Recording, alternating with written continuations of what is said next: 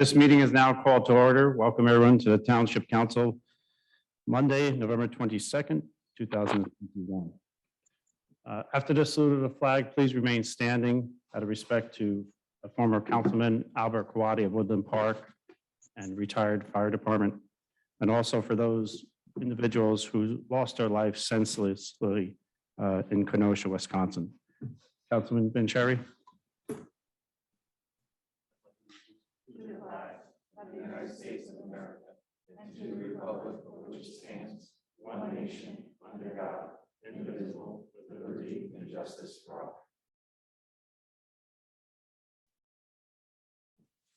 all. You may be seated. Mrs. Kraus, can you hear us? Yes. Can you please read the statement of public notice? Take notice that adequate notice of this meeting has been provided in accordance with NJSA 10:4-8 and NJSA 10:4-10 as follows. The notice of the meeting was prominently posted on the bulletin board at the municipal building located at 225 Main Street, Little Falls, New Jersey on July 22nd, 2021. A copy of the notice was mailed to the North Jersey Herald and News and the Record on the same date. Additionally, a copy of the notice was filed in the office of the Township Clerk on said date. This meeting is being conducted under the circumstances surrounding the COVID-19 health situation. Only 25 members of the public will be allowed to attend the meeting in person. A link and a telephone number to join the meeting virtually can be accessed on the Township website at www.lfnj.com. Electronic provisions have been established for the public to participate during the public comment portion of the meeting. Thank you. Mrs. Kraus, at this time, please call the roll. Councilmember Hablitz, Present. Councilmember Kawadi, Councilmember Sieber, Present. Councilmember Vanchery, Present. Council President Scoba.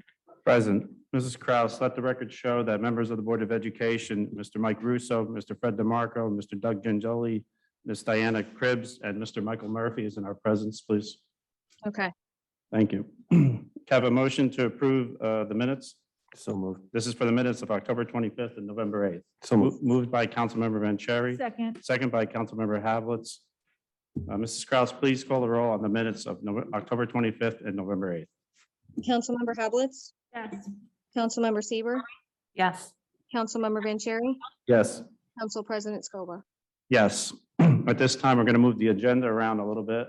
I see a young woman here. I think it's her birthday, so we're going to let her mommy speak. At this time, this is Tracy Marinelli. The floor is yours. Thank you so much. Yes, tonight is my daughter's 8th birthday, and she wanted to be with me for her birthday, so that meant she had to come here because this was a very important meeting for me to attend. So first of all, thank you so much for allowing us this time so that we can make this very important presentation. I have with me this evening Mr. Ralph Walker, who is the architect that represents our Little Falls Township Public School District. So we'll be working off this presentation together. So I think in a moment, you're going to be able to see the presentation up on, for those of you who are here, up on the screens behind me. And for those of you at home, up on whatever screen you're using to view this evening's meeting.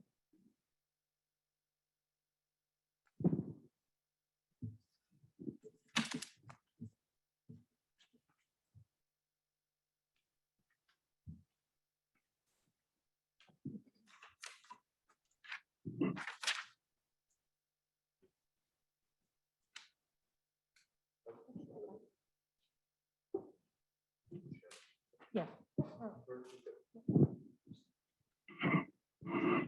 Okay, so the plan we are speaking with you this evening about is our Little Falls Moving Forward Plan.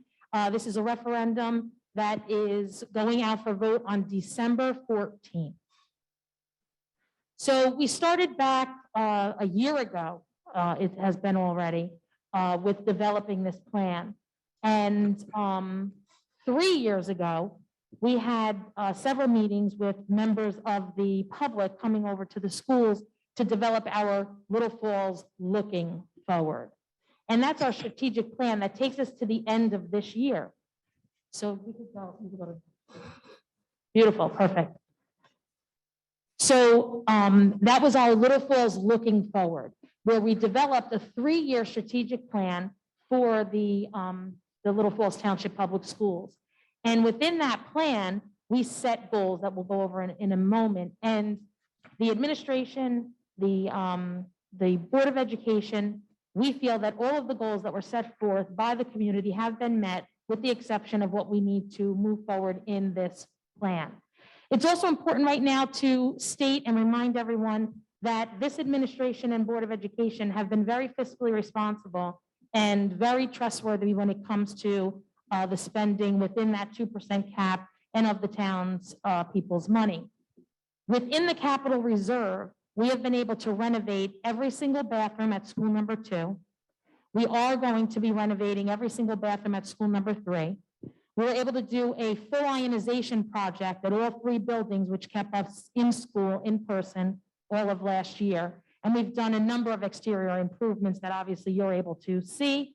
Some that aren't so visible to your eyes are the roof project that we just did at school number 3, in addition to doing a full brick repointing there at school number 3. And that was all done with our capital reserve funds.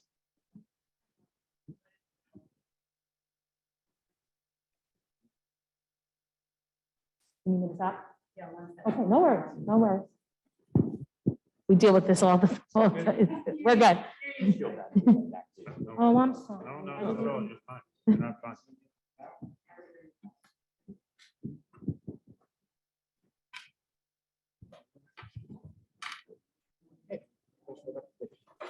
Start over.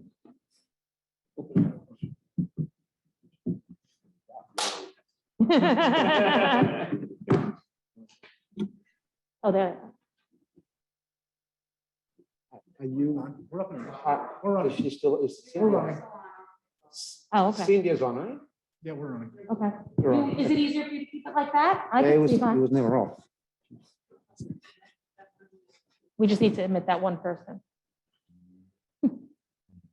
It never went off. Okay. All right, so the 4 main goals that were in our Little Falls Looking Forward strategic plan were increasing student access to a progressive learning environment, encouraging student and teacher voice, providing exemplary instructional experiences, and developing and maintaining positive collaborative relationships with all stakeholders to strengthen support for the Little Falls School District. So we feel that we have done great work with all of these goals and in order to provide exemplary instructional experiences and progressive learning environments. This is why we're coming to you all for this next phase of the project. So through informal and formal surveying and evaluation, we have decided that the areas in need are preschool expansion, a media center and cafeteria, performing arts and athletic expansion, improved HVAC district-wide, and ongoing maintenance of aging infrastructure. Now, what's really important to understand is that when we were developing this plan a year ago, preschool was a desire. It was something that we felt we needed for the littlest members of our community in order to make them the best learners in our community. Some things have changed since then. That is now mandated in the state of New Jersey. And we don't have an exact date yet of that mandate, but we're being told it's within 3 to 5 years. But we have I'd be remiss if I didn't acknowledge, we have our 3 principals here with us this evening as well. And Mrs. Castaldo, the principal of our pre-K2 building, has been going to a bit of informational sessions through the State Department to get more information on this rollout. So what that means is we have to offer pre-K. So if this referendum doesn't go through, we would have 3 options that the board would have to look at. One would be building trailers on the grounds of school number 2. One would be renting space. And I could tell you that 6 years ago, when Mrs. Del Sandro, the business administrator, and I, along with Dr. Glassman and Dawn Dora, went to look at a facility within the town, this was 6 years ago, the rent was $15,000 a month. So one could only assume that 6 years later, that would even increase. And another option, which is a very expensive option for not the high quality product that we could produce, would be to merge with a YMCA 4-H, a third party provider. So pre-K is no longer an option, it is a mandate. And the plan we're putting forth tonight would address that.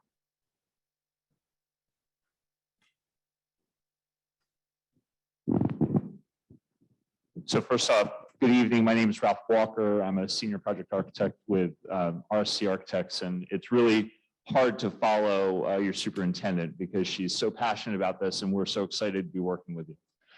In working together with the district, a lot of what we've been doing is looking at a two-step process for all three buildings. The first step for us in this referendum process is really to build capacity. The critical piece, as the superintendent was speaking about before, is creating the opportunity for preschool classrooms, but also creating opportunity for additional space to support both your performing arts and your athletics programs.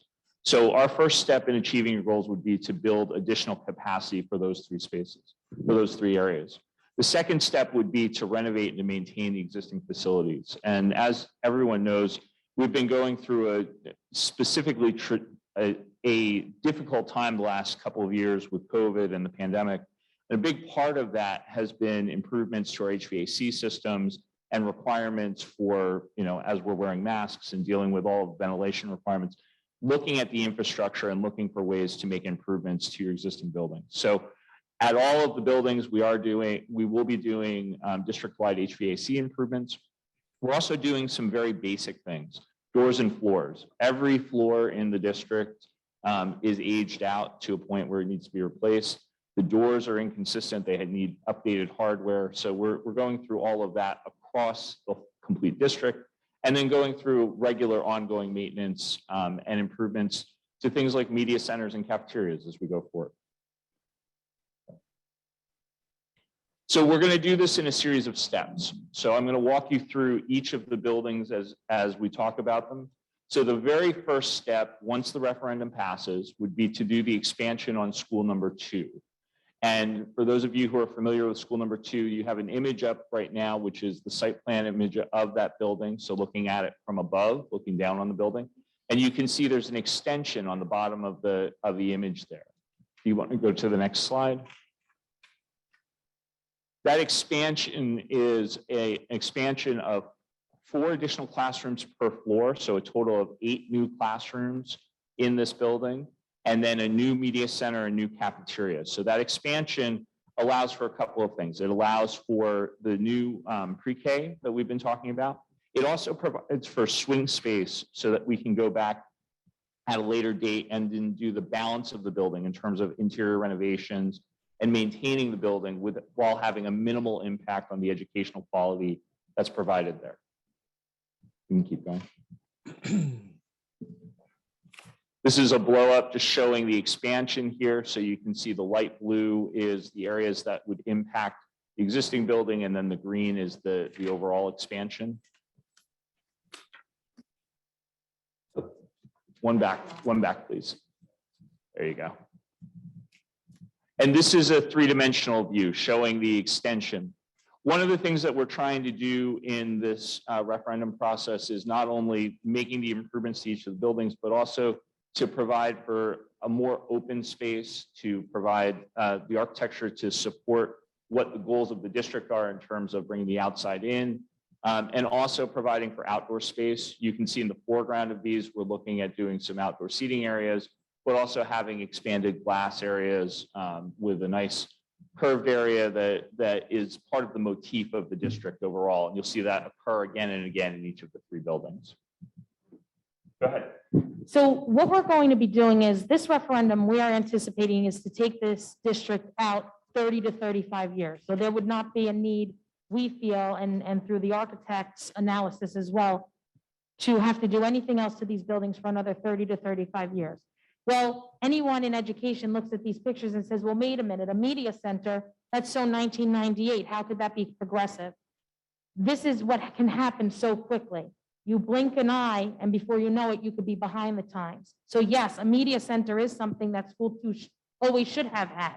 Those children should have been able to understand how to go and check out a book, put the books in their hands, return them, so on and so forth. What this space is going to be, this is going to be a 2025 media center, where children will be able to still take out books with a media specialist, but also be able to, I can put on 3D glasses, and Mayor Damiano could be at school in Verona, in Tom's River, in Alpine, put those 3D glasses on, and he and I could be working on a group project together. I would see him in full body, he would see me in full body.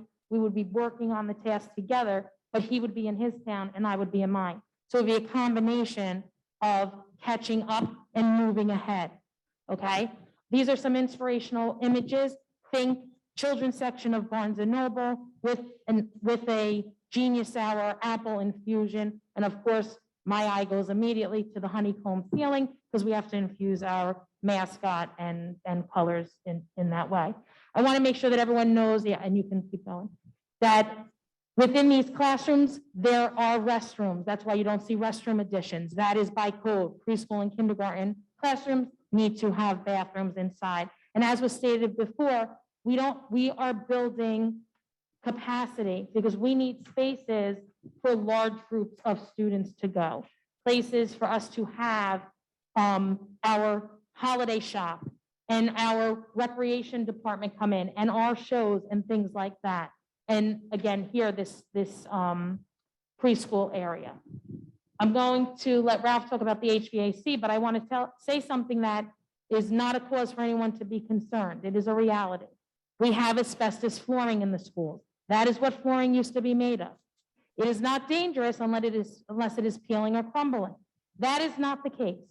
However, as your superintendent in 2021, it would be irresponsible of me to not make a recommendation to move forward with the board that be taken care of. So I want to be as open and honest with everyone as possible to know that we still have some of those original pieces to these buildings that need remediation. So the second part of the process at school number 2 would be then the completion of the renovations. And as Tracy was talking about before, that would include the doors and the floors, that would include cleaning up the rest of the building. But the biggest piece of this is really updates to the HVAC systems. So part of looking ahead 15, 20, 30 years ahead is looking at the replacement of major infrastructure pieces. So we would be doing a complete overhaul of your HVAC in this building. Every room would be air conditioned. Every room would have better ventilation. Every room would have better filtration than what they have now. So that would be a major improvement for the long-term life of this building. Keep going. The next project we would be working on is the expansion at school number 3. Now, school number 3 is a little bit of a different animal than the other two because it does have a lot of its needs covered. But we are looking at one very specific expansion at the school. So this is, again, a top-down view of the site. And then if you can go to the next slide.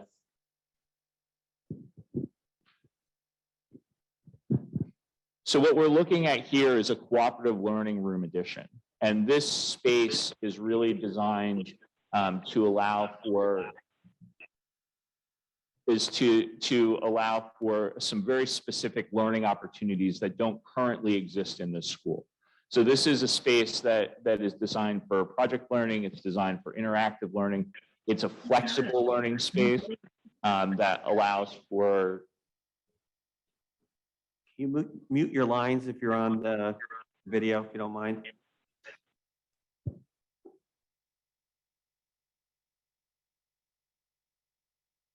So this small addition will allow for additional programming in the building that can't currently occur there. So not only is it a small building addition, but we are also looking at doing an outdoor garden area. So again, allows for an indoor-outdoor space. And this is really designed as an environmental opportunity for this school, for this particular facility. So as most of you know, and one of the most important questions I've been asked over the past couple of days as I've been taking individual presentations and emails and calls is, your schools are doing so well. If they're doing so well in the state they are, why do we need these things? And school 3 is a perfect example. Yes, it is a blue ribbon school. Yes, it just got identified as US Weekly and World Report as the best elementary school in the state of New Jersey. But there's a lot of folks who neighbor us who were the best of not too long ago. And you blink your eye and everyone else passes you by. Right now, we only have one space in the school where more than one class of students at a time can go to do any type of cooperative learning. And right now, that has our cafeteria tables out with our required plexiglass to make a safe lunch environment. So nothing else can take place there. What about physical education? What about cooperative learning? What about indoor recess? What about Boy Scouts, Girl Scouts, cheerleading, basketball? We need space in this area. The other thing is, we've been lucky to be asked to be part of a Learning 2025 initiative, which is an initiative across the country with world-renowned educators such as Dr. Daggett, and we're sharing best practices. And one of the things that we'd like to do here and pilot it at School 3 is to break away from some of the things that have been education for so many years. If God forbid any of us here was having a serious heart problem and we walked into a cardiologist and we saw equipment from 1950 and research from 1970, I hope we would all walk out and go to someone who had more up-to-date materials, information, research, and equipment. And that's what we need to do here. Why are our children still moving together bell to bell, together just because their birthday is October 1st or earlier? This will allow us to take students and move them at their pace, move the folks that need to go ahead together, move the folks that need more time together, move the students that are at grade level together, and really start letting the teachers work their magic and do what they do best. So in this particular slide, you're seeing the addition in the foreground of school number 3. And once we complete that addition, similar to school number 2, we'll go forward with the full building HVAC infrastructure, the doors, the floors, and other elements within the building in the same manner as we showed in school number 2. So if we want to keep going. Now, finally, school number 1. Now, school number 1 has probably the most complex series of architectural moves to allow for some of the most exciting educational opportunities in the district. And so we're going to walk through these kind of quickly, but let me just highlight before we get too far into it, the ability for the district to build capacity first is what makes all of these other things happen behind them. So if we can move on to the next slide here. So at school number 1, we have a series of steps that will happen. The first step would be to build the expansion on school number 1. And the expansion on school number 1 is a new auditorium addition that includes a combination of educational spaces and kind of public facing spaces.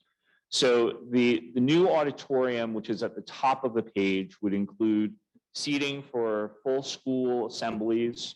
It would include a stage area, which can be used for band and choral classes.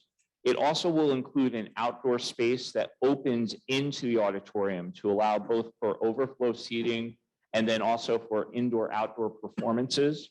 And then we'll have, in addition to that, we'll have a series of supporting spaces, bathrooms, lobbies, an independent entry, and other secondary supporting areas, dressing rooms, things like that, to allow this to be a full performance space for any type of performance that the district may want to try and put on. In addition to that, that will also allow for outdoor athletic spaces. So you can see a small soccer field in this image and then other playground space, which will be adjacent. So if you want to go on to the next slide. In this image here, you're seeing a little bit more focus on the actual auditorium with a small building section here, which is showing the kind of layering of what's happening with a stage in the foreground, which is at the same level as the street, and then sunken seating that comes down to a pit level that rises up to the outdoor seating that allows for view corridors from anywhere throughout the auditorium. You can also then see the green space on the slide is really the outdoor seating area. The pink space is the public entry, the bathrooms, the supporting spaces. The purple is the stage and backstage areas, and then your seating in between that. What's really important to note, too, you'll see it more in the next slide, is that we were very mindful of the residents in the area in keeping the height of the new building even with the existing. So that is a piece of right there. Yep. So that is why the pitch occurred as well, so that the height of the building stays the same. Yeah, you can see it there. Actually, You can even go up another. Yeah, go up one again if you could. Yep, right there. You'll see some of the sample streetscape. There's also windows on the outside to let in some natural light. It's also important to know that this allows us to be the keeper of our own events. Right now, PV has been very gracious to allow us their space for when we need indoor graduation, kindergarten show, first grade show, second grade show. This will allow us to keep our events in-house. It's also a community space. The summertime, the ABC does their concerts, and right now when it rains, everyone has to go to the Civic Center. This space would be available for the concerts to come indoor and would also potentially be an income generator because we do get phone calls from local dance troupes and drama clubs and things like that to see if we have an auditorium space that they would be able to rent.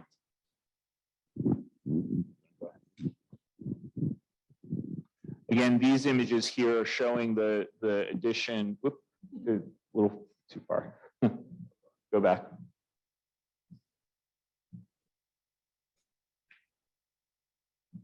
There you go. So these images here are showing a three-dimensional view of the building addition. And in these, you can see again, the area, the circular area that's at the large opening there is really that outdoor seating area. That allows for other programs as well. It also allows for variations in outdoor activities, not just sports, but quiet areas for students to play small games or read and things like that as well. So it really is advantageous. And it was one of those programmatic pieces that we worked on hand in hand with the educators to come up with a plan that made sense for everybody. So go ahead and to the next one. And then these images here are giving a little bit more of a sense from an eye level. The Ridge Avenue view that you can see, that's again showing the height of the building is essentially the same as the existing height. It's really not that large an auditorium overall. And then you can see a view from the interior there.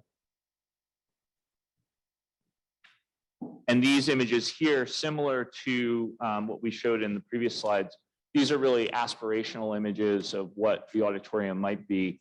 I'm going to steal Tracy's thunder for a second because one of her favorite parts is the image that's on the bottom left, which really creates kind of an arcade type of approach into the building and allows for, you know, that feeling of someplace that is scaled appropriately to your town, but also is very special.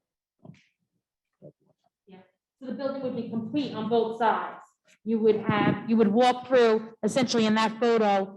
The part you're seeing would be the new auditorium. The part on the other side would be the existing building. So you'd walk through a glass encased hallway, but the building would mirror itself on the inside and the outside.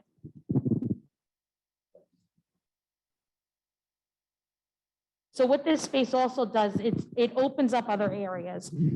School number one is not your traditional middle school. It is an elementary school that we have done every single thing we could financially and physically to make it as middle school-like as possible. It's missing key components of a middle school, such as a gymnasium, such as an auditorium. It has a multi-purpose room. One, just this week alone, in that multi-purpose room, we are trying to have lunch, indoor recess, physical education, a musical practice. We're trying to do a holiday show, let the cheerleaders in, let basketball in, the PTA holiday fair. It's one room, and we have a lot of people who we want to serve, namely our students. It's impossible in that single space. So by building that auditorium, now our all-purpose room can now be repurposed into a gymnasium. Okay, we're also looking to build out our cafeteria a bit. Again, it's an elementary sized cafeteria.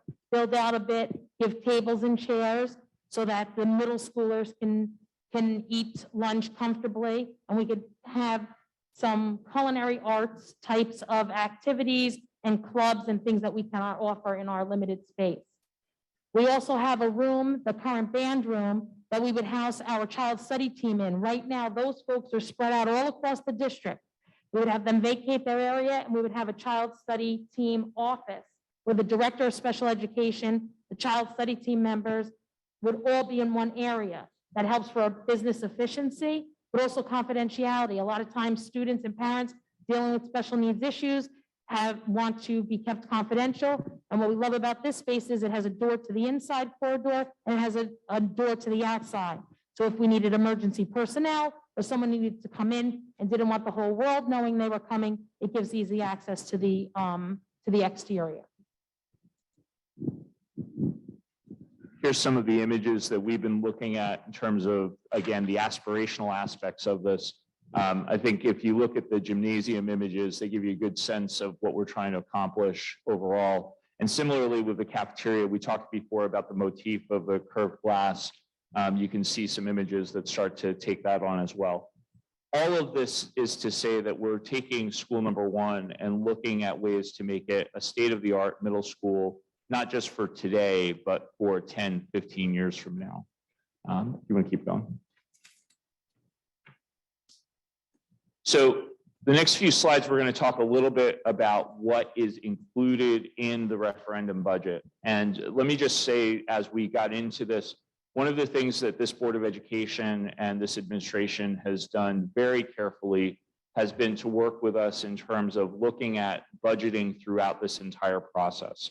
We've been careful to, first off, do good work throughout the last couple of years through your capital reserve, as Tracy talked about at the beginning of this process. But even as we've been designing this overall, we've been looking at what the overall costs are, not just for the big picture of the construction, but looking at the hard costs of construction. We're looking at furniture, fixtures, equipment. We're looking at the soft costs of any fees or services involved, but also building in anticipated escalation. All of us are dealing with that now and dealing with rising prices and also some general contingency. So this is all based on being able to move forward at a regular pace. And I'll talk more about the schedule as we go further along. So in each of the school budgets, we've basically included everything that we've described today, and then included as well hard costs, soft costs, FF&E costs, equipment costs, and then contingency. So if you want to go. So another important preschool piece is that there are some preschool grants out there that maybe some of you have heard of. And there are some of our friends in neighboring districts who have written and received those grants for upwards of $2 million a year. It's important to note that those grants are for staffing, furniture, material, and curriculum. They are not for building. The other catch is you cannot apply for those grants unless you have the building. So this is the first step. The minute this is approved, we will then work on, our team has already been to those meetings so they know what to do, and they will hop on getting those grants so that we can make sure that we're receiving the funds for the staffing and the curriculum and those pieces. All right, so how much is this going to cost? So the total referendum budget is $35,115,953. The total costs that were eligible for state aid were $13,194,999. We received notice a few weeks ago, might be a month ago now, that all of the costs that we have applied for have been acknowledged and have been accepted. So we are expecting that full $13,194,999. So the impact on a home that is assessed value at $313,957, which is the median assessed value. This is not what you look up online and Zillow tells you what you could sell your house for. This is your assessed value. That means 50% of the people who live here's house is worth less and 50% is more. It's under $25 a month. The annual impact would be $298.44. So I'm here to tell you that I feel that the impact on the academic program, social values, and physical assets for the community is priceless, and no price tag could be put on what we could gain by building and putting this time and money into the infrastructure and the aging buildings. Now, it's also important to know that there is a referendum coming off. So yes, you have debt services coming off. So you would subtract that from this amount. That will be coming off in your next annual. Just before we move off the financial slide for 1 second, I just want to highlight 2 other things. Little Falls is in a unique position right now. There are a lot of districts who are racing forward to try and move forward on referendums. There are a lot of folks out there who are trying to step up and improve their game. You're already in a position where you're being recognized statewide and nationally as an exemplary district. And this is the kind of investment that keeps you at that level. And I know that Tracy's talked about this before. We do work with a lot of districts across the state. Little Falls has been at the forefront, both in terms of their ability to look ahead, but also their ability to plan carefully. So I just want to highlight that for all of you as we're talking here. If you want to go to the last slide. So let's talk about the timeline of moving forward with all of this. So December 14th, you'll all vote yes. The referendum will pass, and then we'll immediately move into the next phase. Moving into the next phase, really starting in January, we'll begin with the planning for the additions at school number 2, school number 3, and school number 1. Those additions will start construction as early as the summer of 22, and depending on the size and the timing of a few things, will continue to as late as the fall of 24. As the renovation or as the additions are completed, then the renovations will follow in each building. So our intent is to move forward with this at a speedy pace in order to complete everything with a target completion in 2025. And that would set you up really for the next 15, 20, 30 years. So with that, I just want to say thank you. I think that this has been an excellent process. I do want to highlight that as well.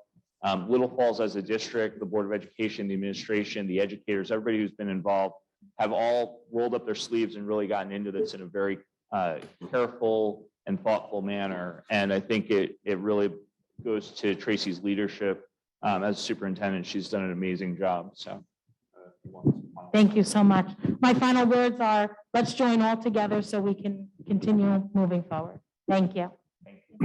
Mrs. Marinelli. Yes. Thank you for that very in-depth report. If you want to entertain questions and comments at this time, you're welcome to. If you'd Yes, rather have please. those individuals come to your board meeting, the choice is yours. We could take a couple of minutes and then the rest, I would say, come to either contact me personally, which some have, or you can always attend a board meeting, but especially for the folks who came today, or if anyone on the, So we'll open up the floor for Mrs. Marinelli for questions on the referendum. I actually have a question. yes. Sure. Thank you Council member. for the presentation today. Correct me if I'm wrong. I've seen this presentation before. Yeah. You've come in front of a council meeting. We were 100% virtual at that time, Correct. correct? Is there anything different? So one thing has changed. So I think it's actually almost a year, almost to the day, actually. It was this month, a year ago. So what has changed was we needed to await state approval and the funding formula of what our give back from the state was going to be. So we wanted to come back with those final numbers. So the projects have stayed the same, but we wanted to update everyone if they haven't seen this a year ago and let them know what the budget was going to be. I appreciate being made aware of this on different levels. So Thank thank you. you for that. Thank you. Are there any other questions or comments? I have a question. Can you hear me? Yes. Yes. Can you just tell us your name? Rachel Wright. Thank you. Is there a financial breakdown that's going to be provided As far as, what goes to each school in the build out?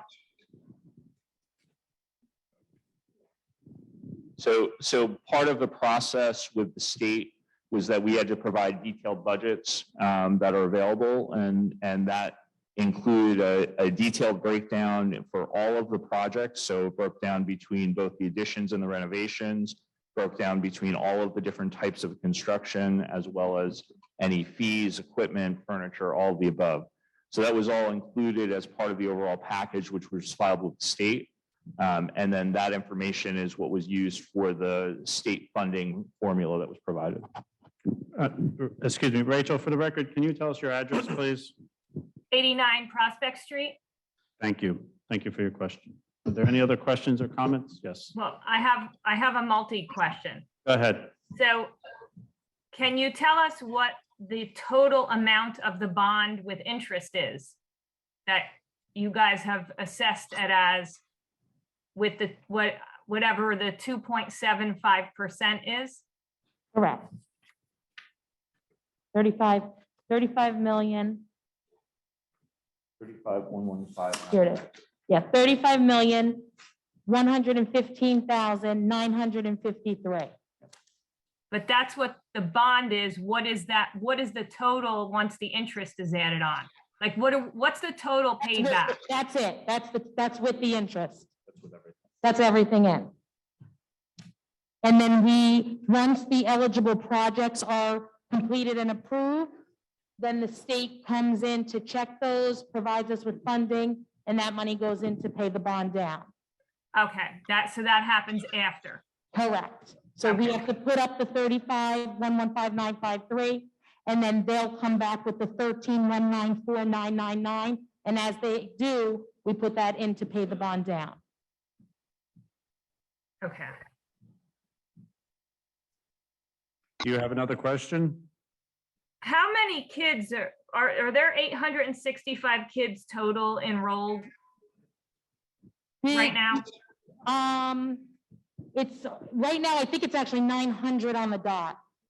And then what is the preschool enrollment going to So look the like? preschool enrollment it's a formula. So that preschool enrollment is based on a formula that the state gives us. And we're anticipating 4 classrooms of full day age 3 and 4 classrooms of full day age 4. That does not include our special education preschool programs that we're already running. Okay. And my And last that question, preschool program would be free to the residents. So it would be just like registering for kindergarten. right. How come the old town hall right across the street from the school isn't being utilized in this project? So we did have several meetings and looked into that. There are a lot of rules and Mr. Walker could speak to this as well. The minute things can be grandfathered in, so for example, our big boilers, our asbestos floors, because we've always had them, they can remain. The minute we move into another building or we put a hammer to something, it has to comply with all the new rules. So to remediate that up to the NJDOE standards and put in an elevator and everything that we needed, it was not cost effective. But we could, with Mr. Walker, look into that. Thank you for your questions. The floor is still open. I'm sorry, Mrs. Swanee? can you hear us? Yeah, hi, it's John Swanee, Hi. Yes. Your address, please, sir? 20 Morningside Circle. Thank you. Is there any federal infrastructure funds that are available for this project, or has anybody looked into due to what's happening with the federal funds that are being poured into infrastructure? Is any of that available for this? Sure, I can speak to that on a couple of levels. So first off, the funding that's come through the state ESSER programs to date, the district and the Board of Education have been careful in using those effectively on some existing projects, including the ionization project. And then also we'll be looking at how to leverage those towards this work moving forward. Those are not significant in comparison to the work that we're talking about with this referendum. As new programs come forward through the federal infrastructure bill, which has not yet come down from the federal government and the state down to the district levels, those dollars that come in can be used to pay down your debt service at a faster pace, and will certainly be used to offset any project work that we can. But I just want to highlight that what this referendum does is it basically captures what we anticipate to be the maximum cost for all of this work and puts the district in a position to be able to pursue all of the available grants at a federal, state, and local level that may augment this work overall and allow you to pay down the debt service at a faster pace. And, again, I just have to highlight, your Board of Education and your administration have been following that like a hawk from the start. So this is definitely something that we're going to be continuing to follow throughout this process. Just to give everyone a concrete example, we all heard the announcement the other day about the millions of dollars that were going to be going to the school district. We received our number today, and it's $12,000. So, that's. Yeah. Just to follow up on that, how long will it take to pay this off? How many years would you anticipate? It's 30 years. So your tax bill will be increased for 30 years for that amount. Right. Mm-hmm. And is there any estimate on increased cost of upkeep and maintenance on all this technology, or is that factored in? That's factored in our regular budget. Okay. All right. Thank you. Thank you. Okay. Wait, Mr. Fernandez, would you want to give your courtesy, sir? Okay. State your name and address, please. No one else. I'm sorry, Mr. Fernandez. I misheard. The floor is open. Go ahead. Name and address, sir. Sure. Louis Fernandez, 54 Harrison. First of all, I'd like to congratulate you. It was a nice presentation, very nicely done. But I think we should prioritize before we even, in my opinion, before we even have a referendum. When you look at the numbers and you look at $35 million, it's twice the amount of the budget. The annual budget that Little Falls has. This is twice the amount. That's number one. And don't get me wrong, I'm all in favor of education. I think we should do the best with what we have. But to spend $35 million to go and tell each and every homeowner, and like you just pointed out, an average homeowner will have a monthly bill increase of roughly $24. Am I correct? All right. You multiply that times 12 months of the year, times 30 years, is a lot of money. When the average homeowner, and Major, you basically know all these.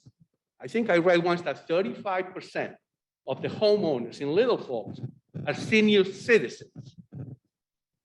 Does it ring a bell around that number? We can find out. But anyway, they don't get a $24 a month increase in Social Security to ask for that amount. And this is only Little Falls, the Little Falls Public Schools. You have to add, if you ever saw a tax bill in Little Falls, it's not only the Board of Ed, it's Passaic Valley, which gets increases every year. It's the county, it's the library. We're gonna chase people out. And like I said, I'm all in favor of education, a good education, but with what we have, you cannot spend more than what we have in.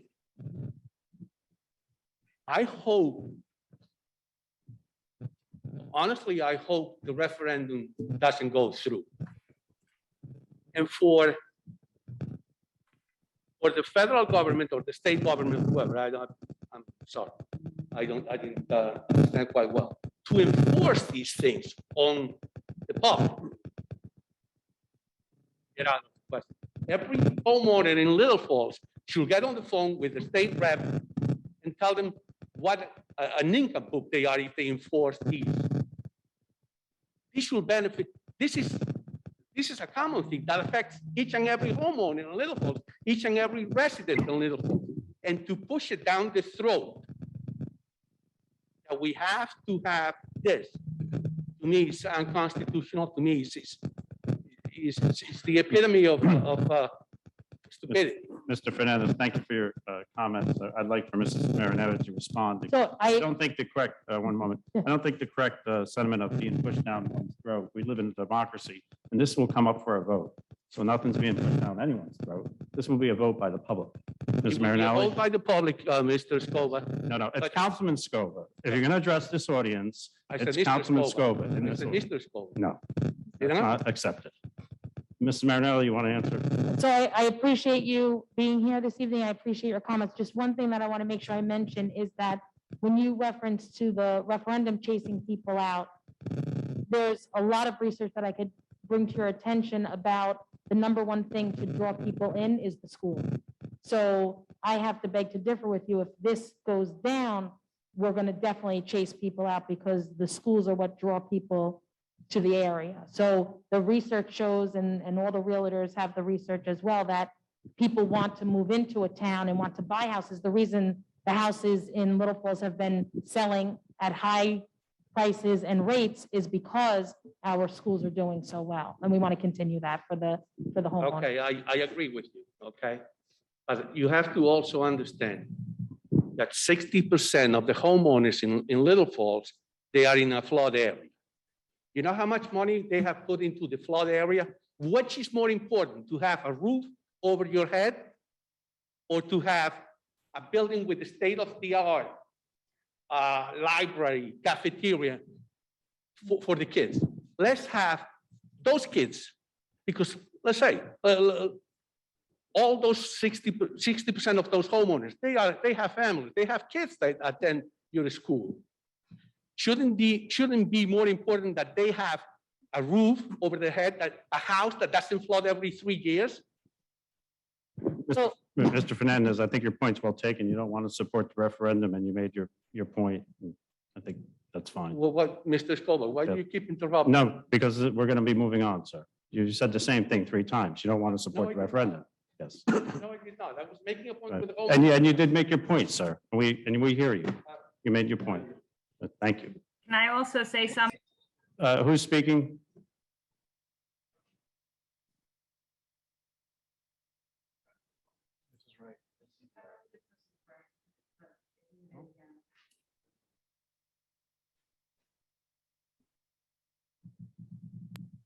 Hello? Yes. Who's speaking, please? Rachel Wright? Yes, go ahead. I tend to agree with him as well. A lot of people in this town have no idea this is happening. I asked this at the last meeting, how people are going to be made aware of what's happening. And the fact is, it's not out there. There's nothing in writing. There's nothing in papers. No one seems to know that this is going on. And honestly, like, the state-of-the-art structures are not what teaches these kids. It's the teachers that are the heart and the soul of this community. And all this state-of-the-art structures over 30 years that we have to pay for it, how is that going to sustain itself over 30 years when we're still going to be paying for it? In 15 years, we're going to have to pay again to make improvements, and when things start falling apart and general wear and tear. So it seems like so much money for 900 kids when this town is made up so much more than 900 kids. Well, thank you for your question, Mr. Marinelli. Would you like to Yeah, address? so the first rules to, I'd like to address the ways in which this has been communicated. So again, a year ago, I did 12 of these presentations that were all very well attended. And then we had to hit the pause button because the piece that was missing was the total dollar amount of the projects, which we would not have until the projects were approved by the state, as well as the state-funded pieces of the project. The second we got that information, I contacted the newspapers, put out on social media and our website, as well as a newsletter that the district pays to go to every resident, information about the referendum. Wouldn't be And- able to pass that. That's the problem. I'm sorry, I'm can you sorry? hold up, please? So the information has been out there, and there have been people at the presentations who do not have children in the schools. So, you know, it certainly has been out there, and I apologize if people don't know. Now I'm on record saying to please contact me at my office. There's going to be another mailer going out the end of this week that outlines all of the projects, as well as the amount of money. There's been handouts, there's information at the library, there's information at the rec center, and we've been having these public meetings. And remember too, we also have monthly Board of Education meetings that are usually attended by the 9 members, myself and the business administrator. So you are welcome to come to those as well. Those are public meetings, and we talk about these things there often. Also, additionally, everyone seems to be hung up on the state of the art. It's a little insulting to me because I think our children deserve things that are state of the art. And but a bigger piece of this project is the remediation, and the bulk of the money is in the removal of the boilers that are in rooms the size of the room we're sitting in here. They're outdated and antiquated. And we had this conversation at the last meeting. Some of the folks that are asking questions here this evening, we talked about the fact that we're going to have bigger problems if one of these boilers explodes one day. And when you're sitting in a classroom, some of the classrooms in school 2 and school 3 and school 1, if you're in a room that's above a boiler, your friends down the hall are in hats and coats because they're freezing, and you're in shorts and a t-shirt because it's 100 degrees. These boilers were put in not with this climate in mind, okay? And not with this infrastructure in mind. They were put in there a long time ago, and they are no longer efficient. It's irresponsible of us to have them still. It does not make us green, and it does not give us the best air quality and work environment for our staff and students. So I think we need to look past the fact that, yes, students do deserve libraries and cafeterias. We joked at one of the last sessions that even if you got taken into the county jail, you'd have at least that. So there, yes, those are pieces of the referendum, but we can't lose sight of the infrastructure pieces that need to be upkeep, or else we will have bigger problems, and we'll have a lot of layoffs and a lot of other problems if we have to try to figure out how to pay for an asbestos abatement that's an emergency, or a boiler that erodes. Mr. Cruccia, is there anyone on Zoom that has a Yes, question? please, somebody. Okay, thank you. Are there any questions from the dais? Yes. Councilwoman Hablitz? It's really great and informative. Just a quick question. I currently, for each grade level, how many classrooms are there? There's 5. 5 classrooms Mhm. for each grade level. And besides. It's an average of 5. Some are 6, some are 4, but you can average it out to 5 per grade level. And so besides the food, there'll be no additional classrooms that we need to go with this. Correct. Mhm. Okay. And our student, teacher to student ratio. So it's well below the average. In our elementary schools, you're talking about 17 is the average, 17 or 18 to 1. And as it goes up, it gets to 20 and then 23. Those are for main classes. Our electives at school 1 are even lower than that. Great, thank you. Any other questions from the council members? Yes, First, first, member Vanchery. thank you very much for coming here tonight on your daughter's birthday. Obviously, she's going to make it up to you. Don't worry about it. Thank you for your presentation. Thanks to the Board of Ed for being here, the 3 principals, and I see one of my kids' favorite teachers in the back over there as well. I just have a few questions because, you know, a lot of times with us, unfortunately, social media, there's probably 1,000 superintendents on there telling us what's going to happen. And just, you know, with all the recent development that's already in place, just out of curiosity, how many students have been enrolled in the 3 schools since the developments, whether it's Lindsley, Main Street, and some others? Just out of curiosity. So far, we have 3 students from the current development. Okay, that's good to know. And then I was also going to ask too, obviously members of the Board of Ed are here, so unanimous, all 9 members, of course, support this, I believe. So Mr. Walker spoke before about the process. This has been a year in the making, Mhm. and there's been a very collaborative effort among the Board of Ed. We have a referendum committee, we had township meetings, Mhm. and, you know, everybody is in favor of moving this forward. And the one other thing I was going to ask you, maybe what you can do for the folks at home is, because, you know, you gave us this great information on the card. I know it talks about sort of the vote on the 14th as well as when the ballots are going to Okay. arrive. So Yep. maybe that's something too to let the folks. Yeah, know. so this is, again, this speaks to, this will all be in that mailer that you're going to get next week, but for those who are at home, the vote is December 14th. All of your local polling places will be open. The time of voting will be 3 p.m. to 8 p.m. And this is a really important piece. You should have already gotten your sample ballots in the mail. If you have registered to receive mail-in ballots always, you received them, I believe, as well, a day or two ago. So it's important to make sure that you complete those in the process. And if you're not going to be around and want to file a mail-in ballot but did not receive one, you could do so by contacting your county clerk's office. They want those mailed by December 7th, or you can return them in person on that 14th. So make sure if you want one and you did not get one, that you call the county clerk's office. Mayor, you have any questions or comments? Mr. Mayor, I just want to thank you for joining us here this evening. The only thing I would disagree with that you've said all night is that anybody would want to see me in virtual reality in full body from 100 miles away. Aside from that, thank you. I really appreciate the presentation, and I hope your daughter enjoys what's left of her birthday.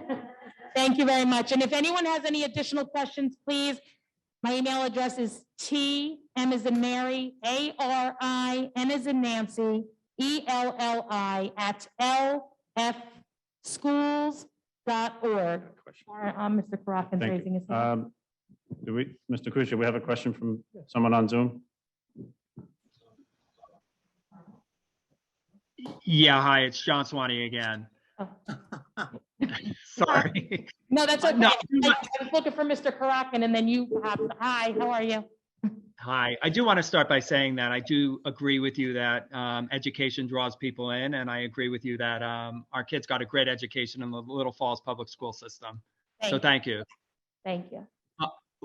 I guess it's a question for the engineer, and thinking about the 30 years that it's going to take to pay off the improvements. Are these improvements going to really be state of the art and working in 20 years? Because air conditioning and everything else goes in that time.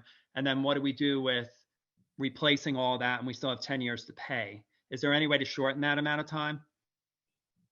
So just so we're clear, are you asking if we can shorten the pay down time, or we're talking more? Yeah. So again, I think the intent here is that assuming the referendum passes, the district is going to be looking for opportunities in a couple of different levels. One is that we're going to be working aggressively in terms of designing these buildings and moving the project forward in a fiscally responsible way. So we're going to get them built for the price that we're showing or better. Two, the second piece will be looking for secondary funding sources. You talked before about the infrastructure bill that's coming forward. We do expect that there will be other secondary funding sources. We can't predict when or how those are going to hit, but when they do occur, that opportunity to pay down the debt service is obviously in front of the district, and I know that they'll pursue that. And then three, the point that you made about the life cycle of the buildings themselves, as we design school projects today, traditionally we're looking out on a 30-year build cycle on all of our equipment, but we're also looking to build in a manner that allows for low operational expenses, your ability to maintain within district with the professionals that you have in place, and obviously for ways to capture any operational costs within existing budgets. So all of that is part of the planning process here. This first step of getting the referendum passed really sets us on that path to be able to work forward together. And also, the first two slides were very important to your point, Mr. Swanee, because this board and administration has been very responsible with building up a capital reserve. And what we have completed, in addition to what is put forth in this referendum allows us to continue to build up that capital reserve to utilize in the event that we do have an emergency between now and the end of this bond. Ms. Marino, Okay, great. one more question? One more, yeah, I saw Yes, Mr. one more Karanka. question. Who's the person on Zoom, please? Mr. Karanka, name and address, please. Okay, President Scoba. Arnie Karatkin, 181 Rain Hill Road, Little Falls, New Jersey. Thank you. First, I'd like to thank Superintendent for her presentation, and I'd like to reiterate what you said, that residents that are unaware can email or call her. I've done that, and she's quite open and expressing and answering questions. So I'm personally looking forward to moving forward together. But one other thing, one of my concerns is about getting out the vote. And it was mentioned that people may have received mail-in ballots and have what the referendum is. I want to also point out, as you did, that there's a voting day that will be from, I think, 3 to 8 o'clock at night on December 14th. But people also have the option to going to the secure vote box outside the municipal building, as they did during the general election. So I thank you for your presentation, and I look forward to a brighter day here in Little Falls. So thank you. I appreciate you, and I appreciate you moving that information forward. Thank you. This concludes the referendum presentation. Thank you. Thank you very much. Thank you. Thank you very much. Thank you.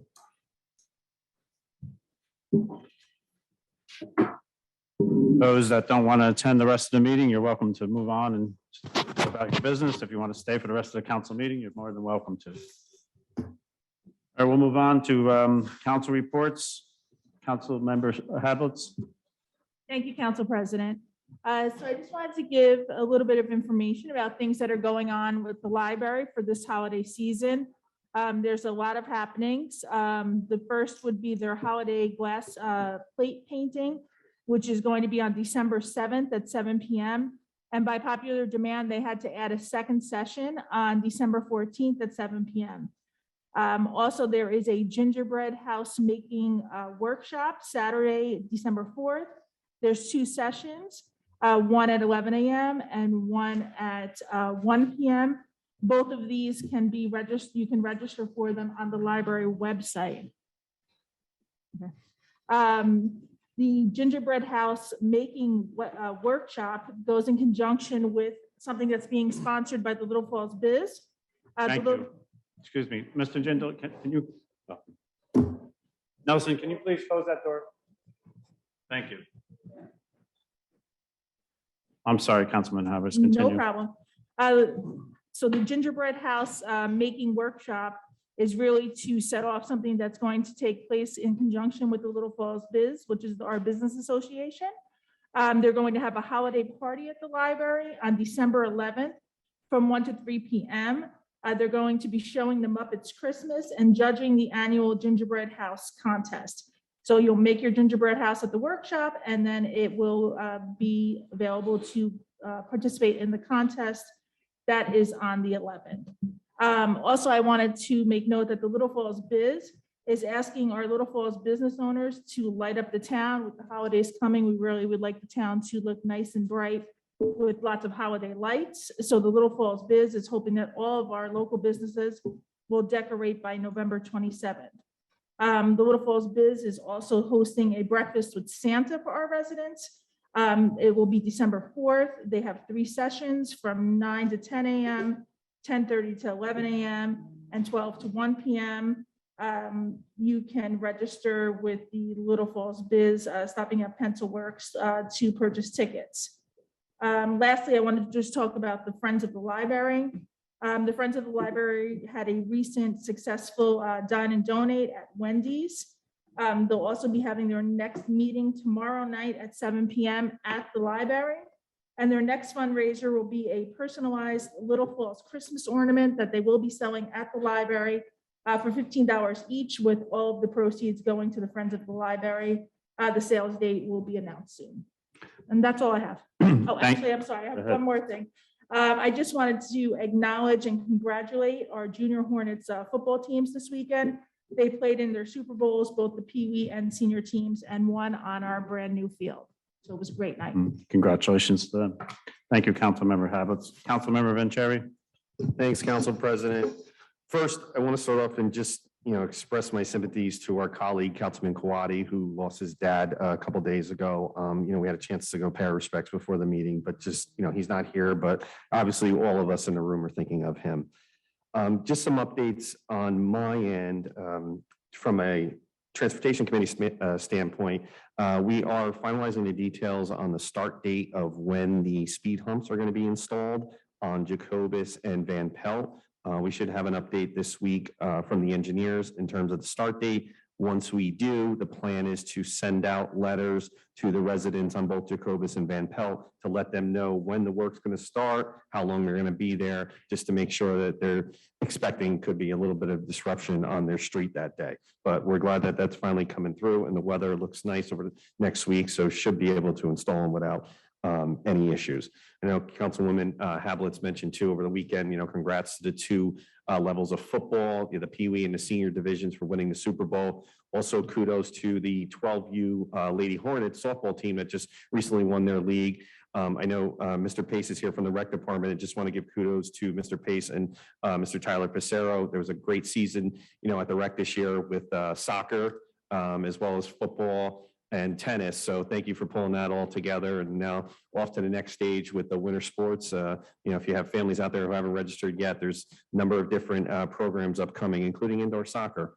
And please join that, because I'm the commissioner for indoor soccer. So it's a fun 30 minutes every Sunday for each of the age groups. I do want to mention too that on December 11th, a Saturday, for Little Falls residents only, the Little Falls PBA 346 is bringing back their breakfast with Santa at Passaic Valley High School from 9 to 11 a.m. And a lot of it is thanks to the great work that's being done from the donations from the Falls Kitchen and of course Park West. As we know, we have some folks here from Park West tonight. So if you're a Little Falls resident who has a child and you want to come and have breakfast with Santa on December 11th, please join the Little Falls PBA. There's also an opportunity too to donate a toy, because as I mentioned previously, they are doing a toy drive this year for St. Joseph's Hospital. So if you can do that as well, that would be great. And I just want to reiterate too on the agenda today, I have an item related to a stop sign on Mozart. This was through a discussion with some of the residents on Mozart that reached out, and Pleasant Avenue, that reached out with adding a stop sign there. So that's why it's on the agenda tonight. We did actually communicate to the residents that we were going to do this, and where the stop sign will be located is also the side where there's no parking. So there's no inconvenience for any of the residents on that road with the stop sign. That is it for me. And I just want to say, of course, happy Thanksgiving to everyone this week, and, please be safe and enjoy the holiday. Thank you, Councilmember Vanchery. Councilmember Seaver. Thank you. So I also just want to give my condolences to Councilman Al Quadi on the passing of his father, and hope that him and his family find some peace in the next few days. So we have a lot of events happening coming up through the holidays. So starting tomorrow, we have letters to Santa at the Recreation Department. We have a mailbox where you can drop off your letter to Santa. And we do ask that all those letters are dropped off by the 14th of December. And then on November 30th, we have our menorah lighting at 6:30 at Wilmore Park. And then our holiday tree lighting is on December 1st at 6:30, also at Wilmore Park. Then we have a new event that we're starting this year, a little bit different. We're going to be doing a holiday decorating house contest here in town. And for a nominal cost, you can register your home, be entered into the contest. And we will have a judgment. We're going to, once you register, your address will be put onto an interactive map.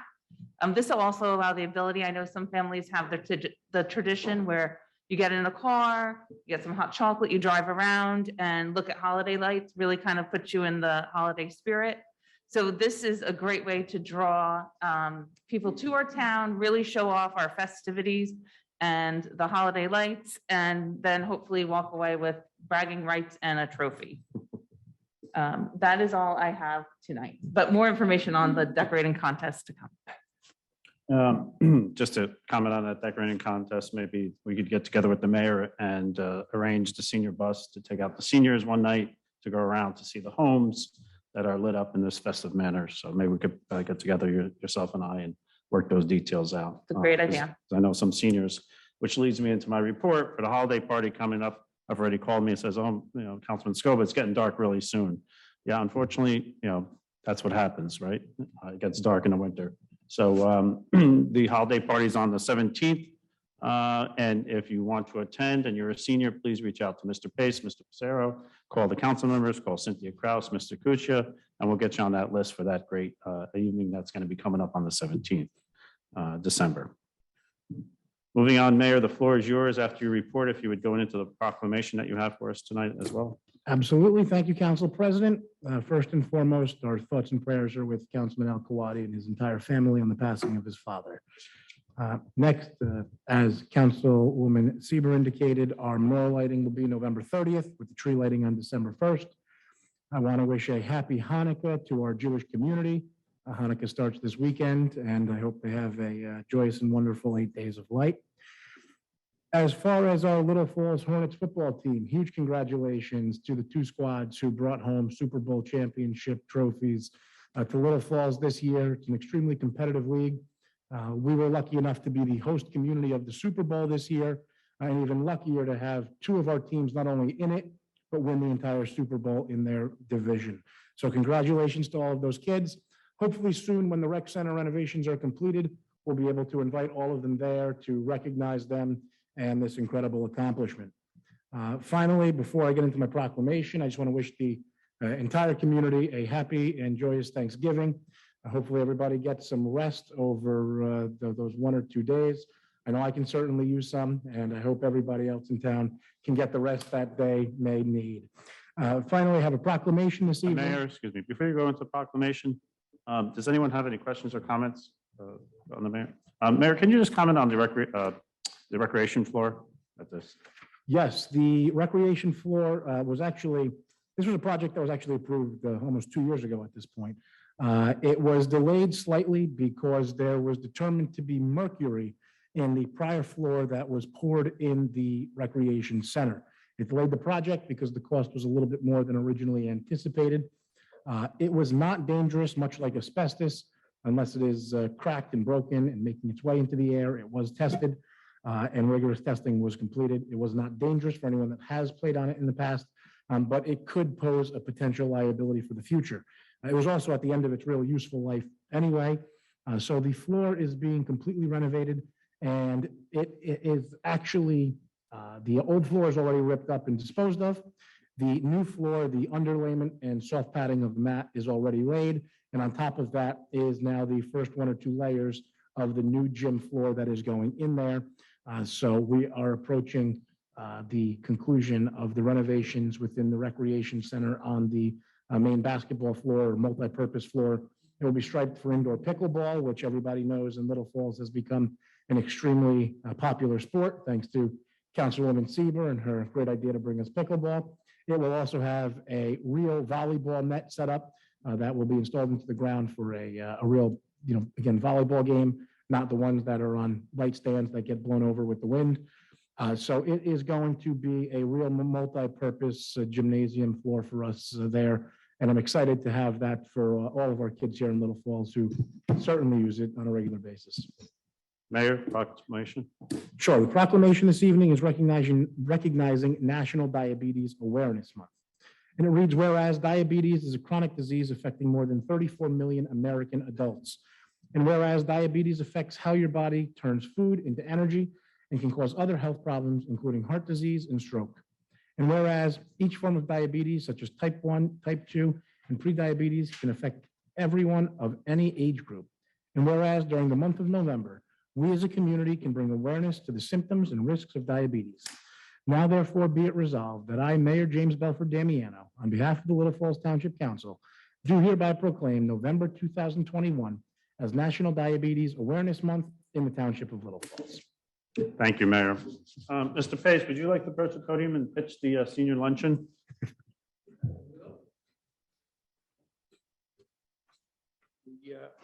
John Pace, Director of Parks and Recreation. The senior luncheon is 12/8 at 12 to 2:30. You'll be at the Civic Center. Everything is free, food and everything, entertainment. I'm going to sing for that day. So that's your entertainment. Thank you, Mr. Pace. Okay, we'll move on. Councilor Wenzel, do you have anything to report to this governing body? Nothing, Mr. President, but if I can for a second, speak to Mr. Kawadi's loss. I actually grew up with Councilman Kawadi, who's a few years older than me. I won't reveal how many, but he's older than me. But I do remember his father very well. We attended the same church together, St. Anne's, in what is now Woodland Park, but I always know it as West Patterson. And his father, for those who knew him, knew he was a big bear of a guy who loved helping people. That's all the man did 24/7. And a real pillar of our St. Anne's community, whose loss will be deeply, deeply felt. And it's kind of ironic that Councilman Kawadi and I were just recently sharing funny stories that people our age remember about his father, none of which are true, supposedly. He never went up on the roof of the church. I had to put that on the record. He'll say it wasn't true. I'll say it was. But just an absolute consummate. And when I say public servant, little p public servant, always doing something for somebody. And I hope that we all can aspire to do half of what he did in his life. Thank you, Council President. Can I have a motion to open to meeting to public, to the public for agenda items only? So moved. Moved by Councilmember Vanchery, second by Councilmember Hablitz. All those in favor of opening for the public for agenda items signify by saying aye. Aye. All those opposed to that motion signify by saying nay. Motion carries. Mrs. Kraus? Anyone wishing to address the Township Council may do so through the Council President. Please give your name and address for the record. Comments are to be limited to 3 minutes. However, if appropriate, you may be granted additional time in the sole discretion of the Council President. Members of the public who have joined the meeting virtually and desire to provide comment shall raise their virtual hand in the Zoom application. The meeting moderator will cue the members of the public that wish to provide comment, and the Council President will recognize them in order.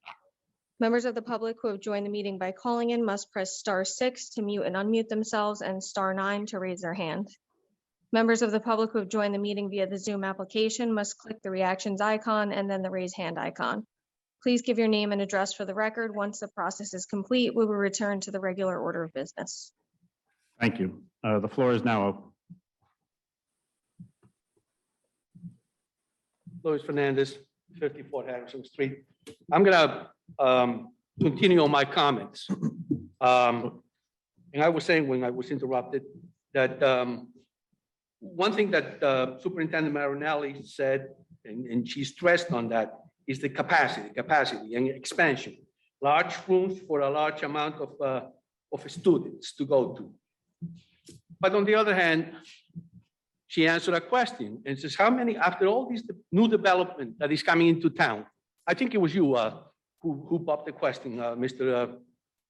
Councilman Vanchery. How many, after all these new developments and all that, how many kids have enrolled in the school? And the answer was 3. So why this expansion is so necessary for? I'm sure it costs money. I'm sure it's not free. So I don't know if I should address this question to Mrs. Marinelli, or is this the? Mr. Fernandez, I would advise you to go to the Board of Education meetings and ask and tell them the comments and the questions that you have. Tonight, this evening was just to give the presentation for Mrs. Marinelli to answer questions. Right. This governing body does not have any comments regarding the referendum. Well, this has nothing to do with the referendum. This has something to do with his question about. Well, you're asking a question about the referendum. Councilman, I think I can clarify very briefly. The only additional classroom space, as she stated, is for pre-K, which does not exist in Little Falls. It has nothing to do with the current K through 8 classrooms. Okay. Does that help you? No, really, but. Okay. Well, I advise you then to go to the Board of Education and ask. Thank you, sir. The floor is open.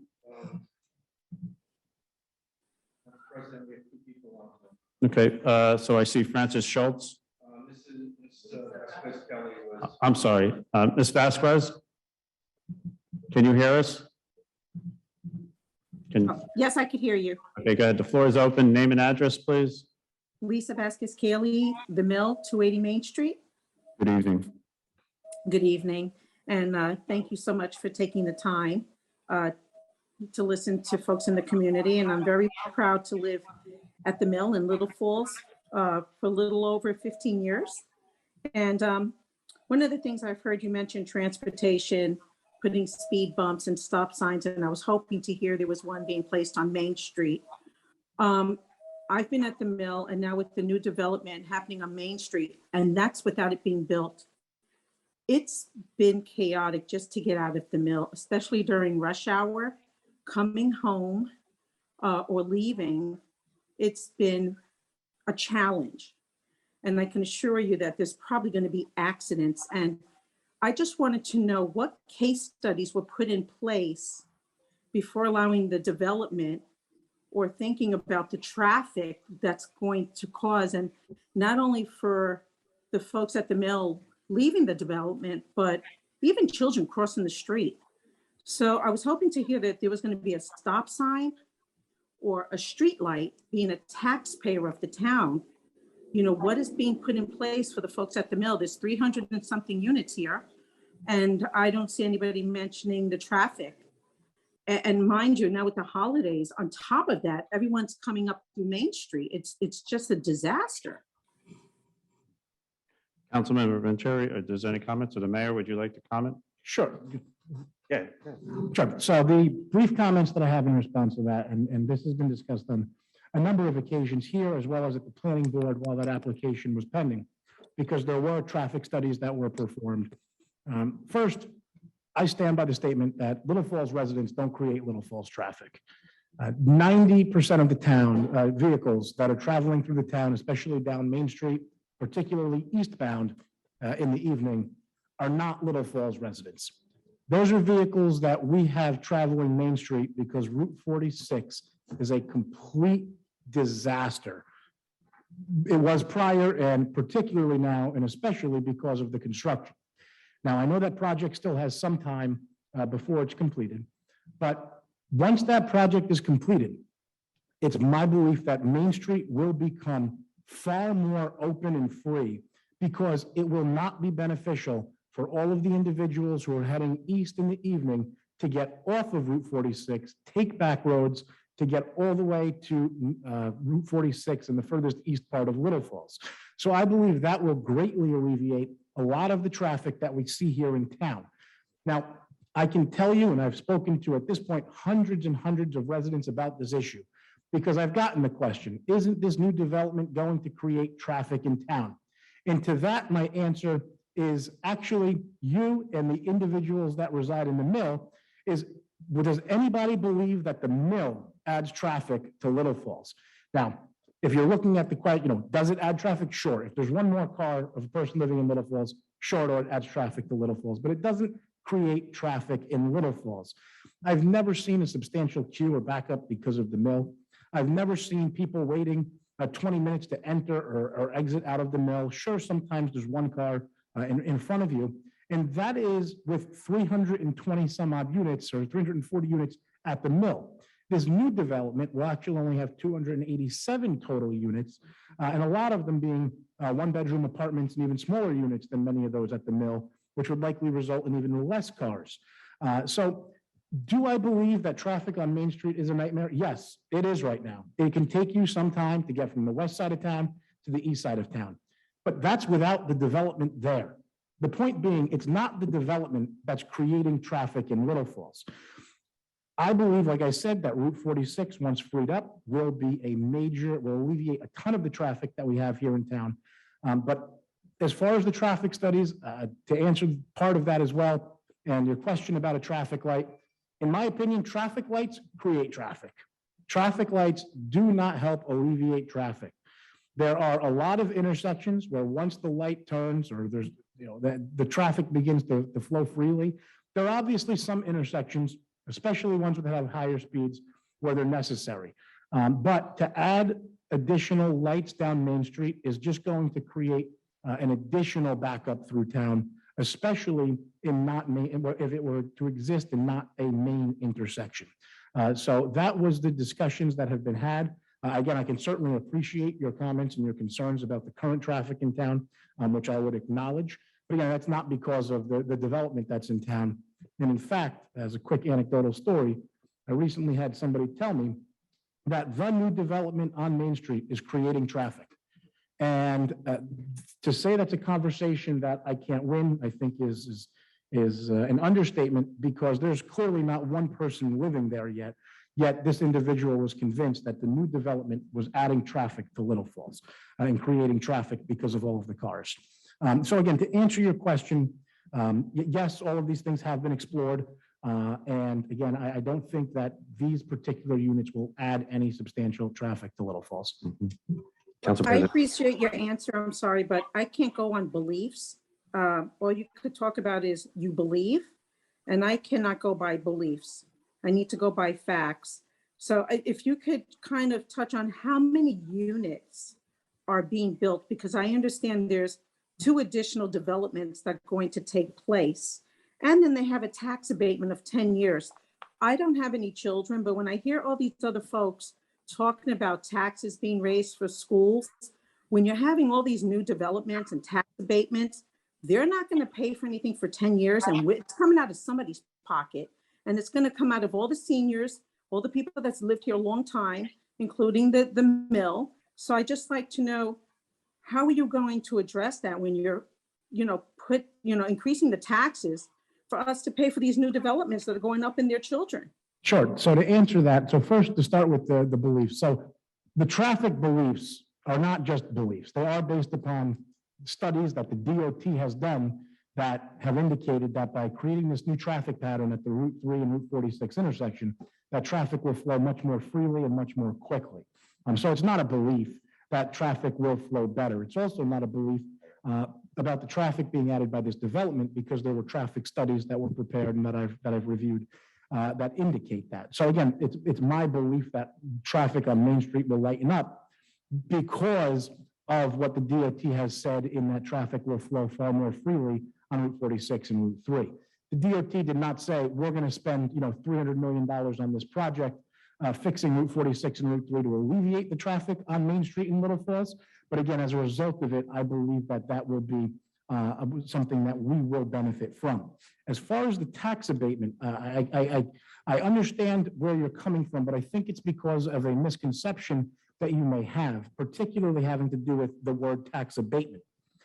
This new site in Little Falls is estimated to pay between $1 and $1.3 million more in taxes than it previously had as soon as it is completed. While you use the term tax abatement, and that is the correct technical term, they will be paying taxes immediately. It's just based on a different scale. What that means is this: the agreement that has been entered into is called a pilot, a payment in lieu of taxes. What that allows for is for an agreement to be made with the developer.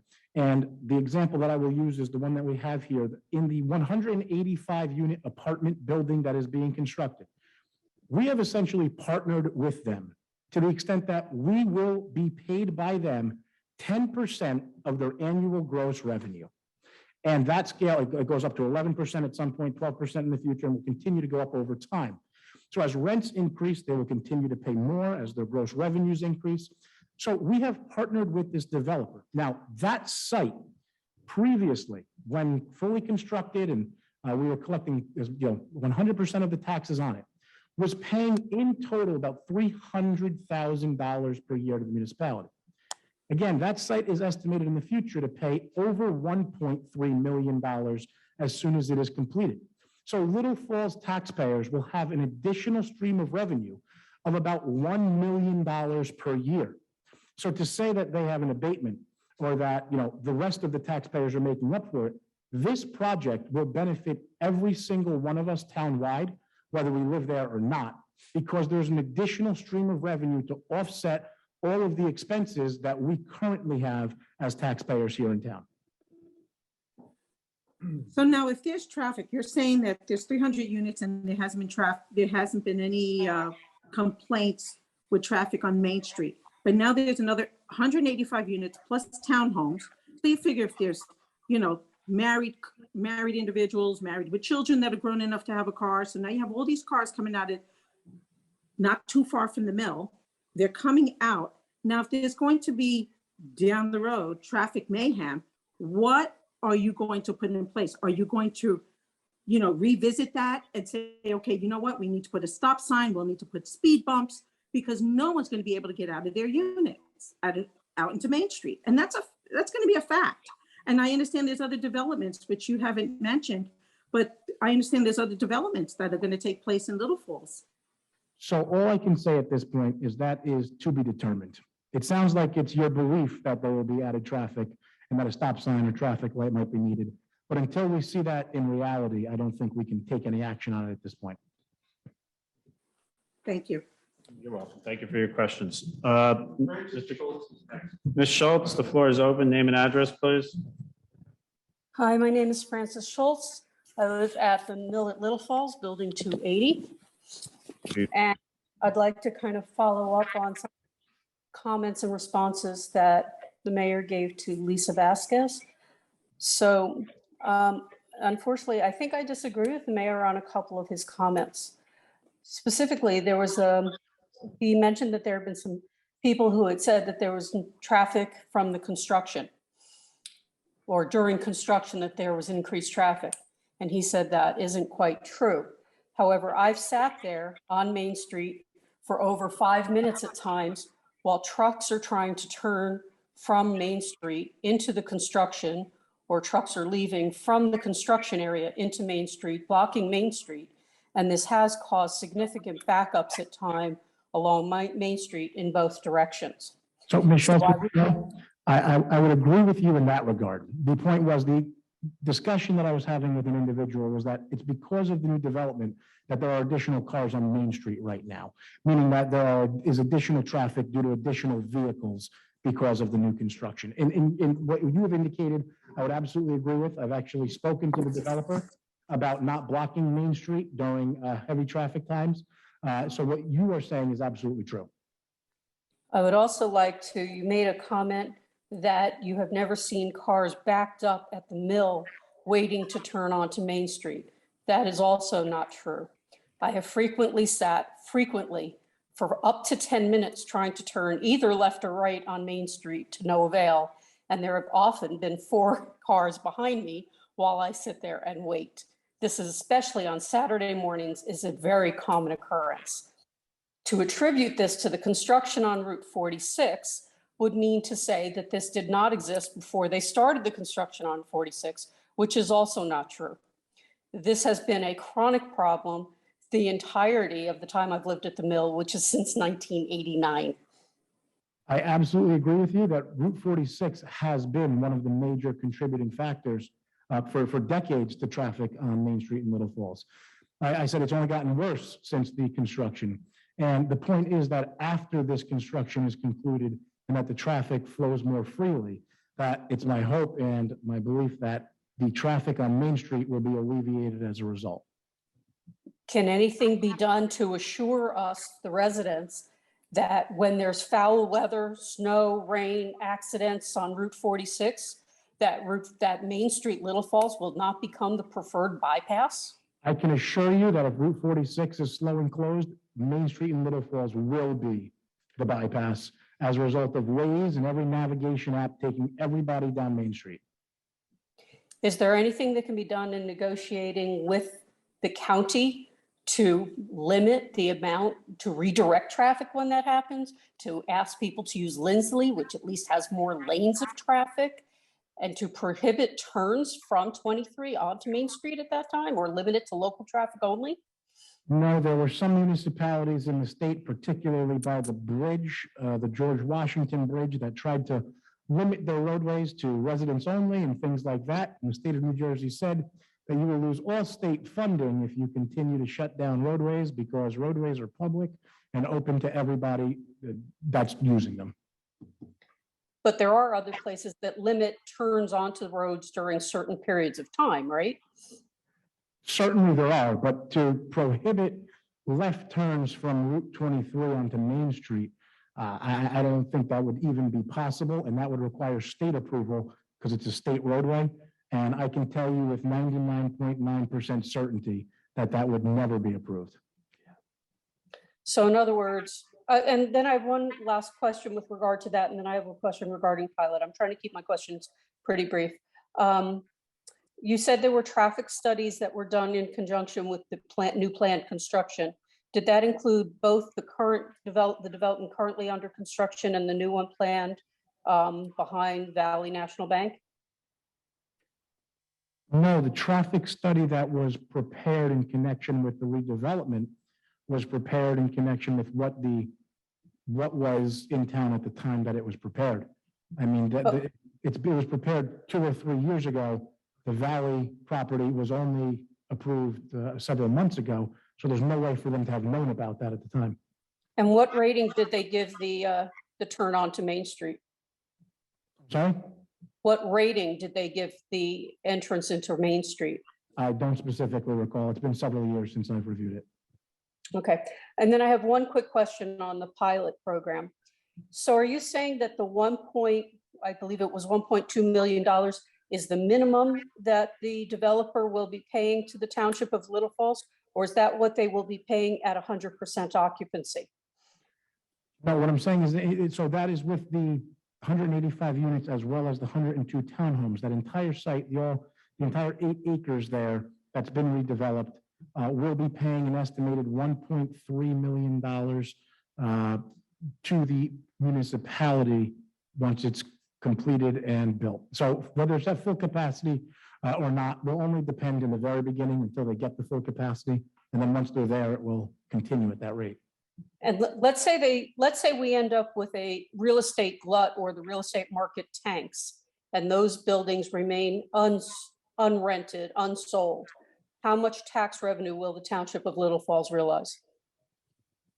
More than, well, I can almost guarantee more than the 300,000 that property was previously paying.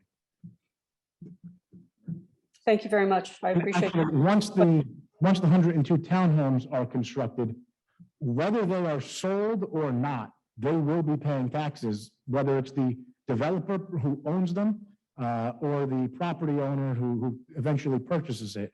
The only time that there would be no additional revenue or rateable from it is if they are not constructed at all. Okay, because as I understood it, you said that the taxes that they would pay was a percentage of their income. So if the units are not. 185 rental units, that's correct. So if the rental units are unoccupied, then we would receive no taxes? Theoretically, yes. Thank you. Councilmember Vanchery, you have a comment? Yeah. I was just going to add, for Mrs. Vasquez Kelly and Mrs. Schultz, Friday night, I had a chance to drive by and see, because I've also heard about, traffic backing up at night, and I was here around 6 o'clock. And, a lot of the traffic was in the left lane going towards Union Boulevard.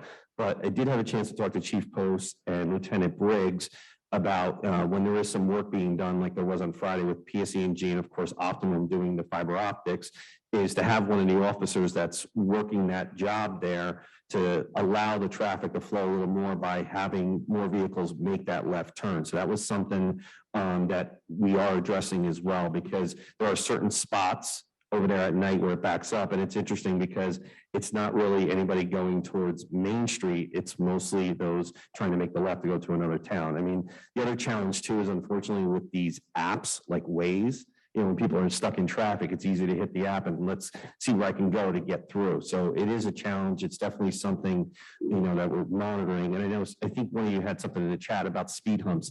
Challenges with speed humps on a county road, they won't do it.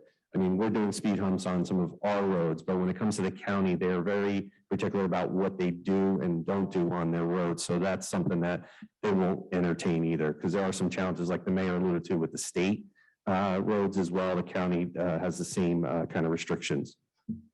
But I just wanted to say, I just know it's something that we've heard about, from others, and that the police are trying to address it to have that traffic flow a little more at night, especially between that 5 and 6 o'clock hour. Mr. Kush, is there anyone on Zoom that would like to speak at this time? I don't see it anymore. Can you hear us, JH? Okay. I do want to comment at this time that in January of 2022, we will no longer be doing Zoom. Those that do want to speak at meetings will have to show up and present here in this council chambers. Okay. Does anyone else like to approach the floor? Seeing no one else, can I have a motion to close the public comment? So moved. Moved by Councilmember Hablitz, second by Councilmember Vanchery. Oh, there he is. Okay, okay, sir, I don't know who, it's, we lost JH. Hello, can you hear us? Yes, can you hear me? Yes, I'm sorry, I didn't know who you were. It just shows up as JH. That's okay. So I'm Jean Hughes. Yes, thank you. Hello. Mhm. I live over at the mill. I'm also at 280 Main Street. And I just want to also reiterate what I've heard in the last two calls about the traffic. It's been very concerning. It's been very concerning to me, who has lived here for 20 years. I'm concerned about a number of issues of the traffic. I'm concerned about even the property value of our place here.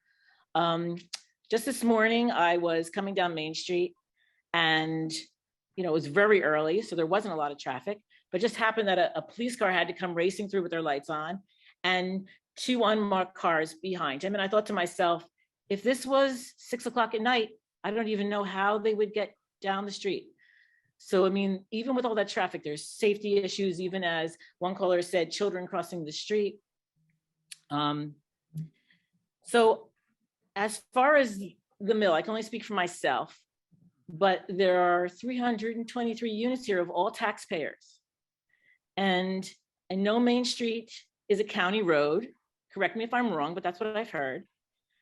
And I'm just wondering, I know you feel that there won't be a traffic problem, but I have to say, respectfully, I disagree.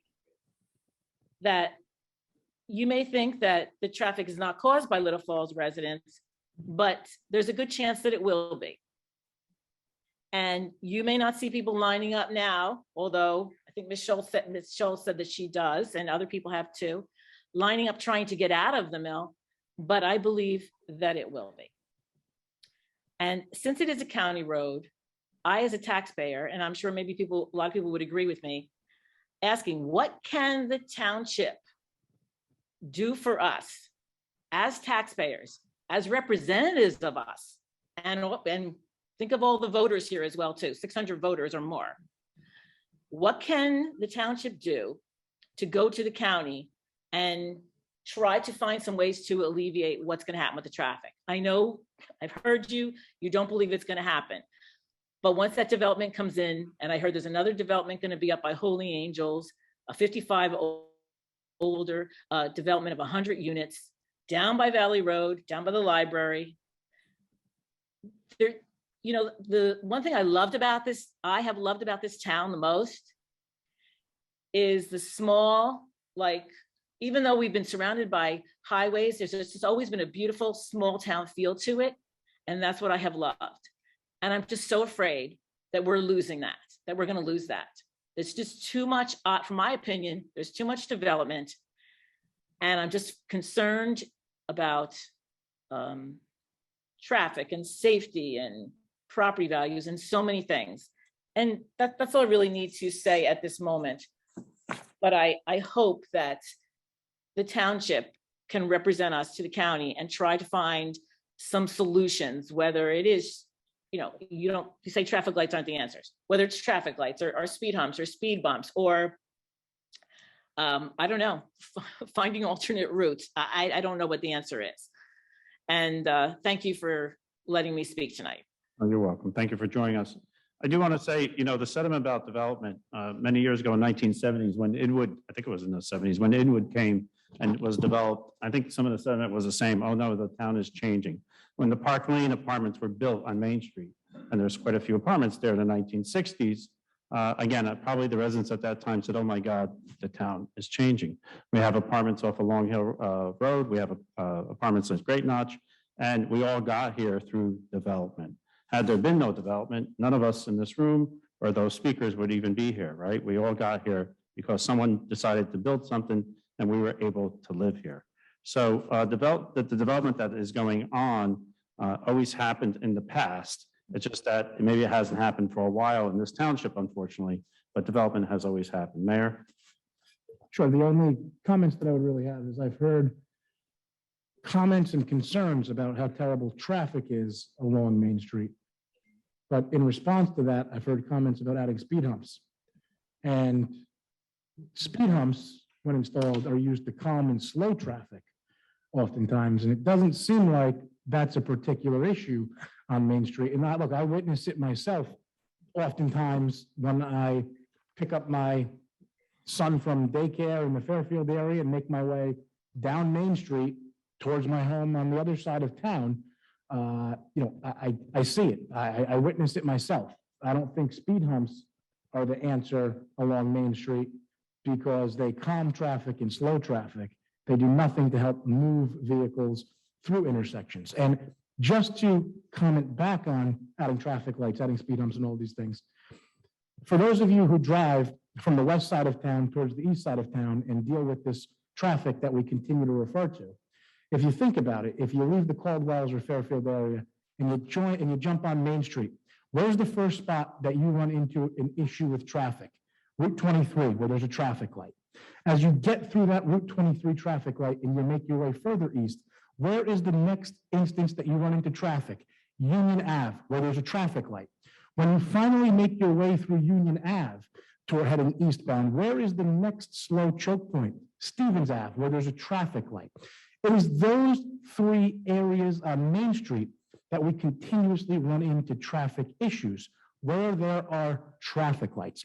As you continue further east, the next issue, as I see it, is actually at the intersection of Broward Road, where individuals are trying to make a left, as others are trying to pass because the lane is just simply too narrow for two vehicles to comfortably fit and have one passing lane. As you continue further east, where is the next issue?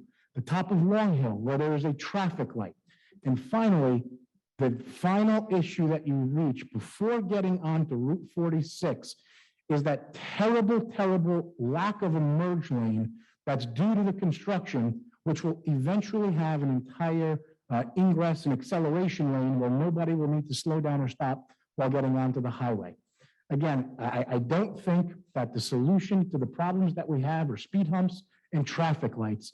It's moving vehicles through Main Street at a quicker but still safe pace.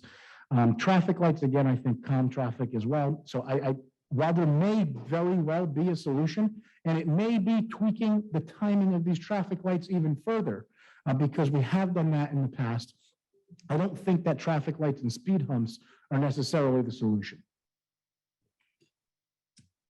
Mr. Kusia, is there? Mr. Crocken, the floor is open. Thank you. Arnie Karotkin, still a proud resident of Little Falls. Thank you. So, Council President Scoba, I'd like the council to reconsider the decision to end the hybrid Zooming of town council meetings in January of 2022.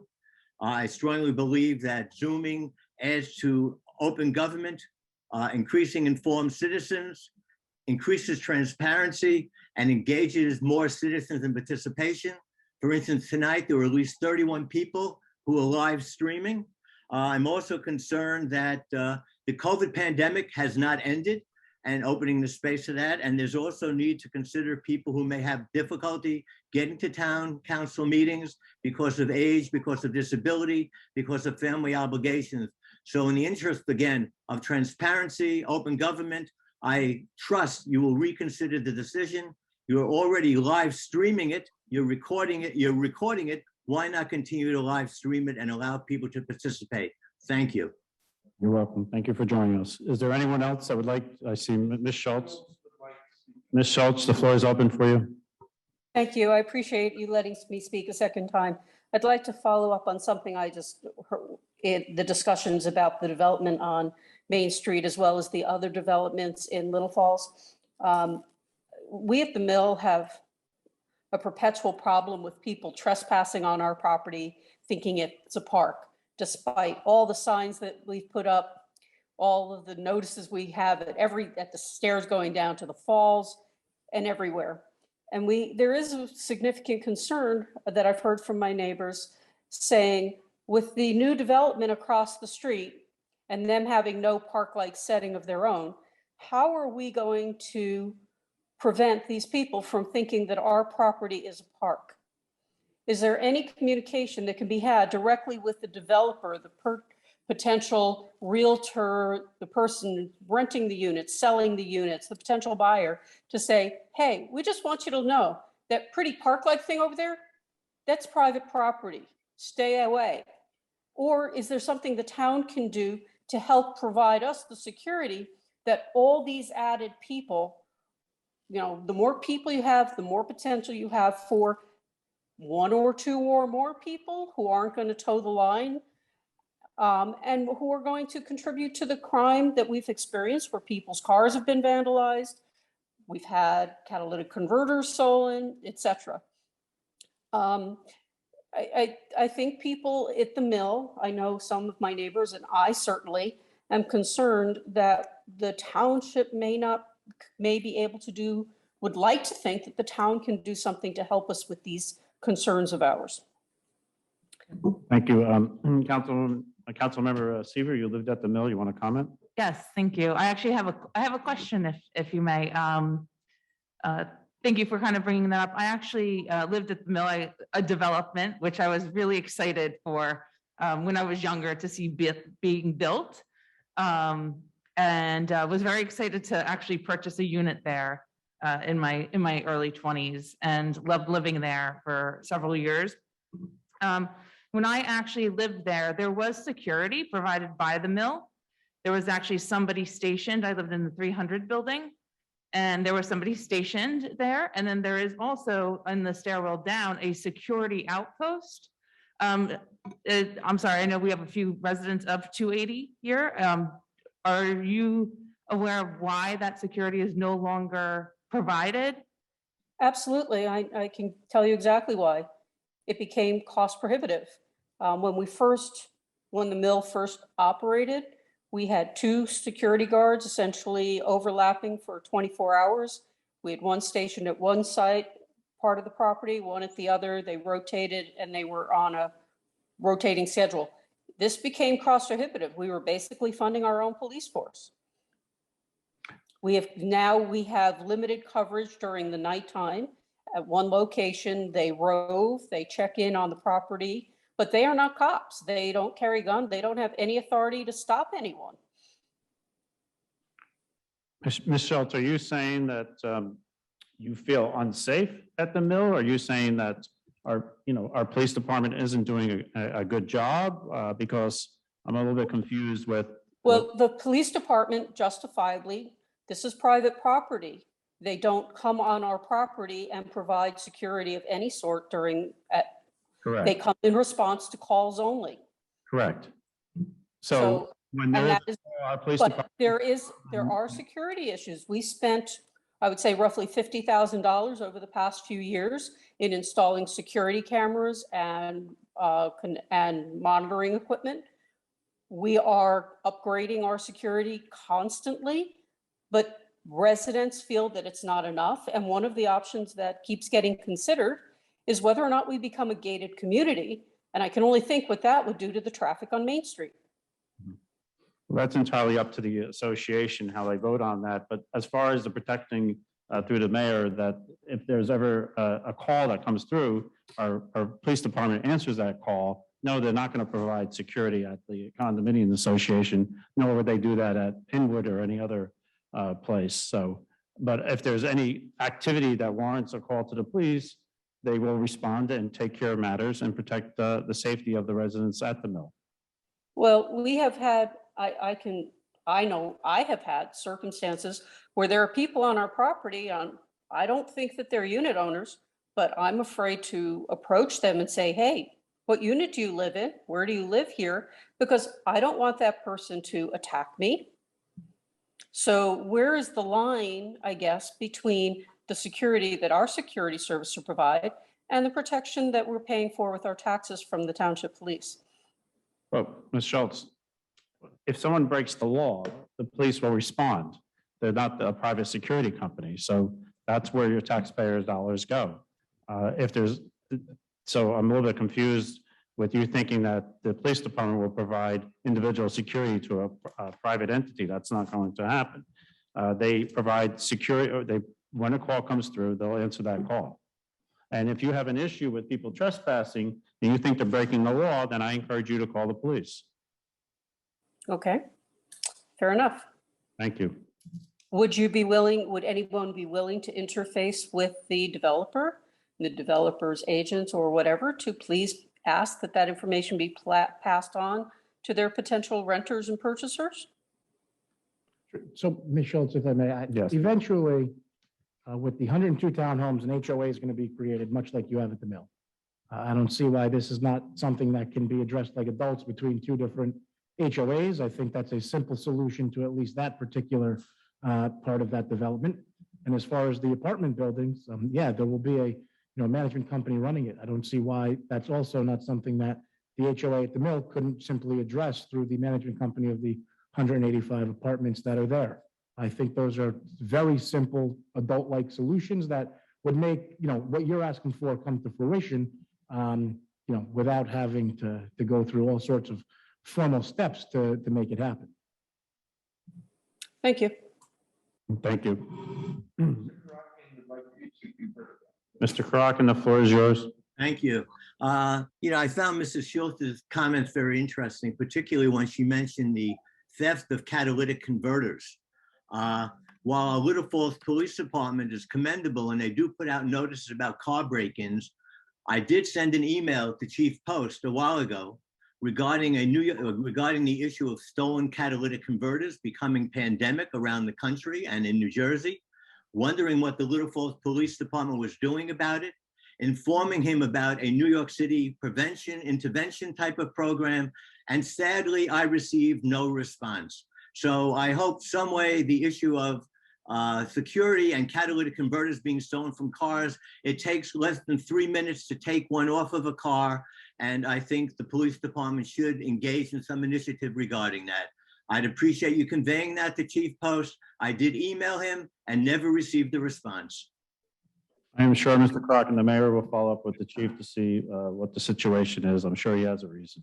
I appreciate that. Thank you. You're welcome.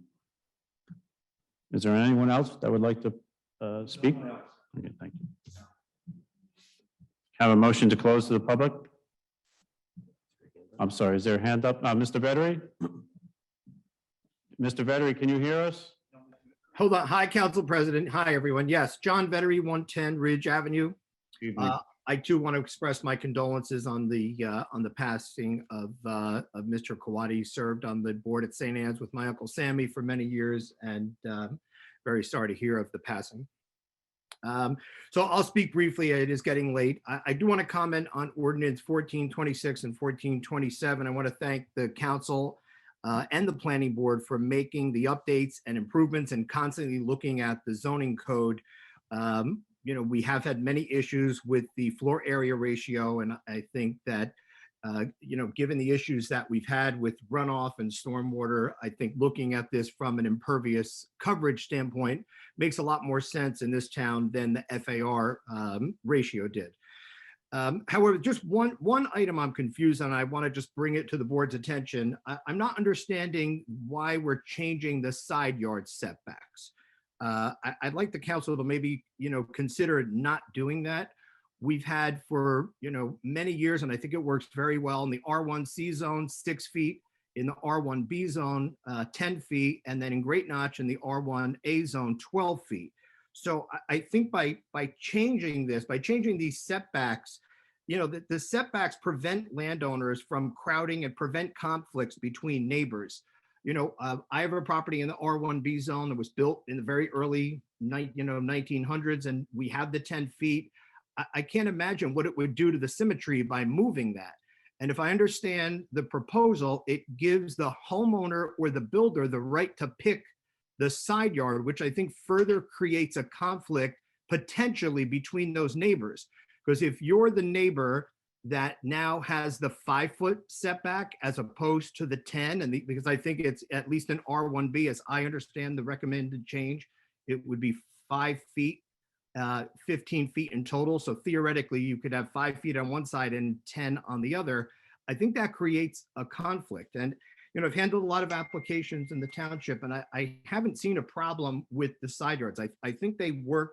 I think they work well. And by reducing it down to 5 feet and then mimicking the R1C and R1B are exactly the same when the lots are not the same, I think it creates a problem for the air conditioning units, for the sidewalks, for garbage areas, for generators. And now we're seeing fire pits and other easements in the side yard. So I'd urge the board just maybe to take another look at that. So I think this proposal, at least for the side yards, may create more problems than it's fixing.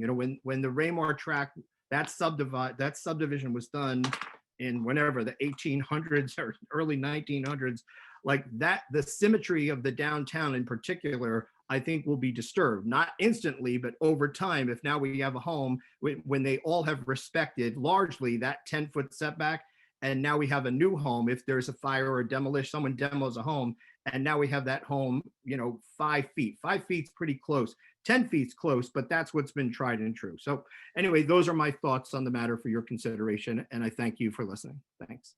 You're welcome. As you know, the mayor and I sit on the planning board. Mayor, you want to comment on questions of the side yard setbacks? I mean, should we go back and take a look at this, revise this? You want to comment on that? Sure. I think in response to that, one of the considerations here is exactly what Mr. Vettery indicated, that right now there's a lot of symmetry in a lot of the different areas of town. And, I don't know that symmetry is necessarily something that is an added feature, in the sense that I think it turns into almost cookie cutter, where every home is always centered on every single lot.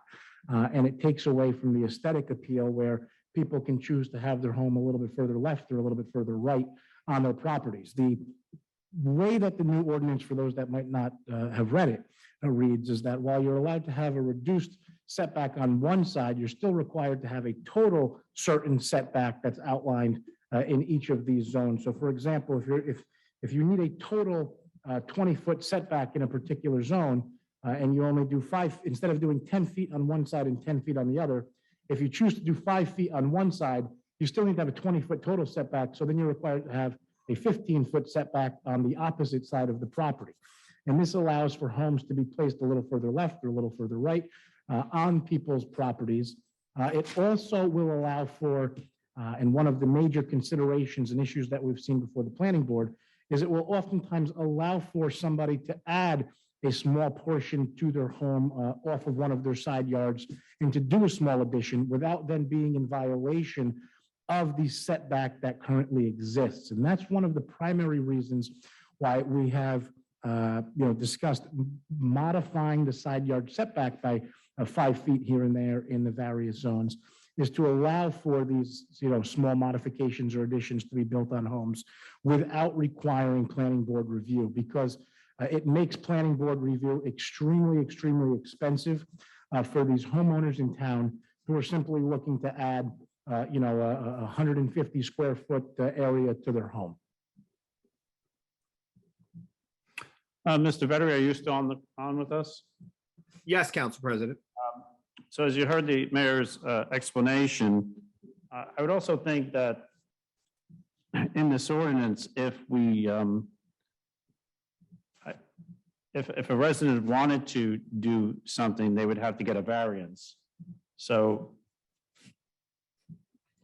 yeah, my only other consider, and I certainly respect and understand that, it's just 5 feet's close. So if you're the neighbor that's not the beneficiary of being on the 10-foot side and you're now 5 feet, that's very close. And I think looking at our particularly the R1B zone, but also in Great Notch and in Singac as well. Like I think the setbacks work, and if someone can justify a reason for deviating from that, if it's a small deviation, then going to the board for an application. I mean, that would be the exception. Largely, I think that the 12 feet, 10 feet, 6 feet work, and then there's no confusion and there's no bad feelings between the neighbor who happens to get stuck with a new house that's built 5 feet from the lot, and there's nothing that neighbor can do.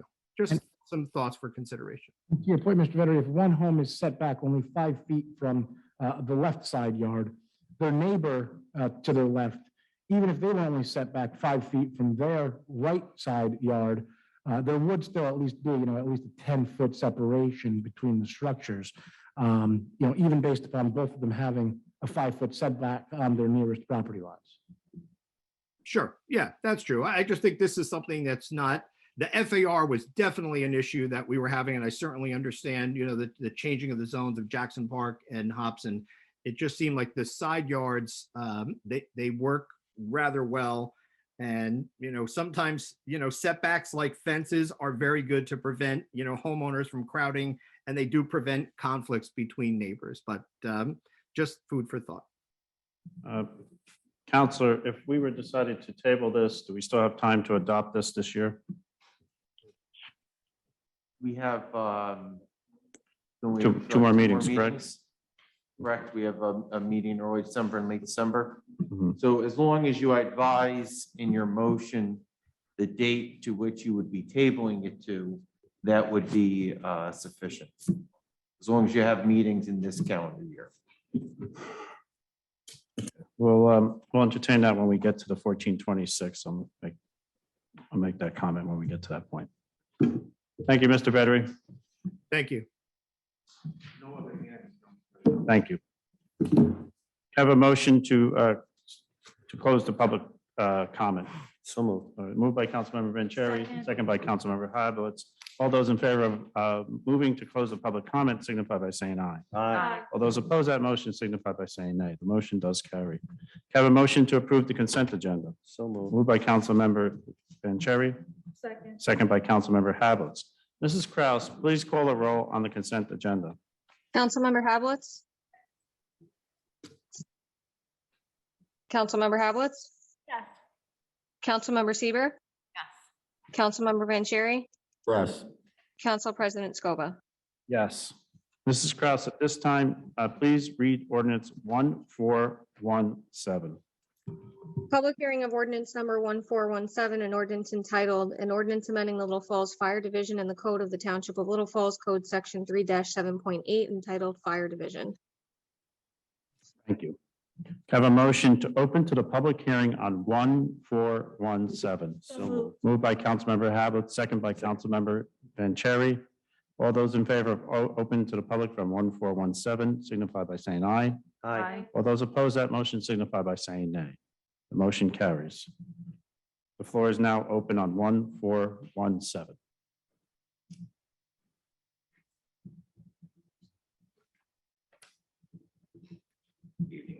Excuse me, a little bit of a cold. Good evening, Mayor, Council President, women and men of the council. I'd like to adjust this. Excuse me, the protocol is the name and address for the record. Oh, sorry. It's okay. Edmund Pomponio, 130 Donata Drive. Good evening. First, I'd like to say I give my deepest sympathy to Councilman Kawadi and his family. I spent many of years fighting fires with his father, who was a Patterson fireman.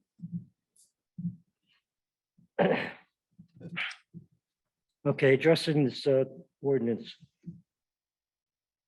I want to thank you, first of all, for the modifications that were made from the last time we presented the ordinance. But it's a far cry from what the department voted on and would like to have had put into the ordinance. And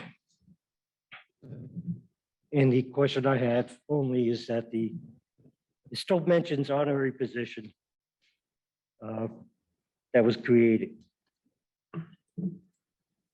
According to Webster's definition of honorary, is designating an office or position held as an honor only without services. Well, I don't think that fits the description. So I don't know why we used honorary in there.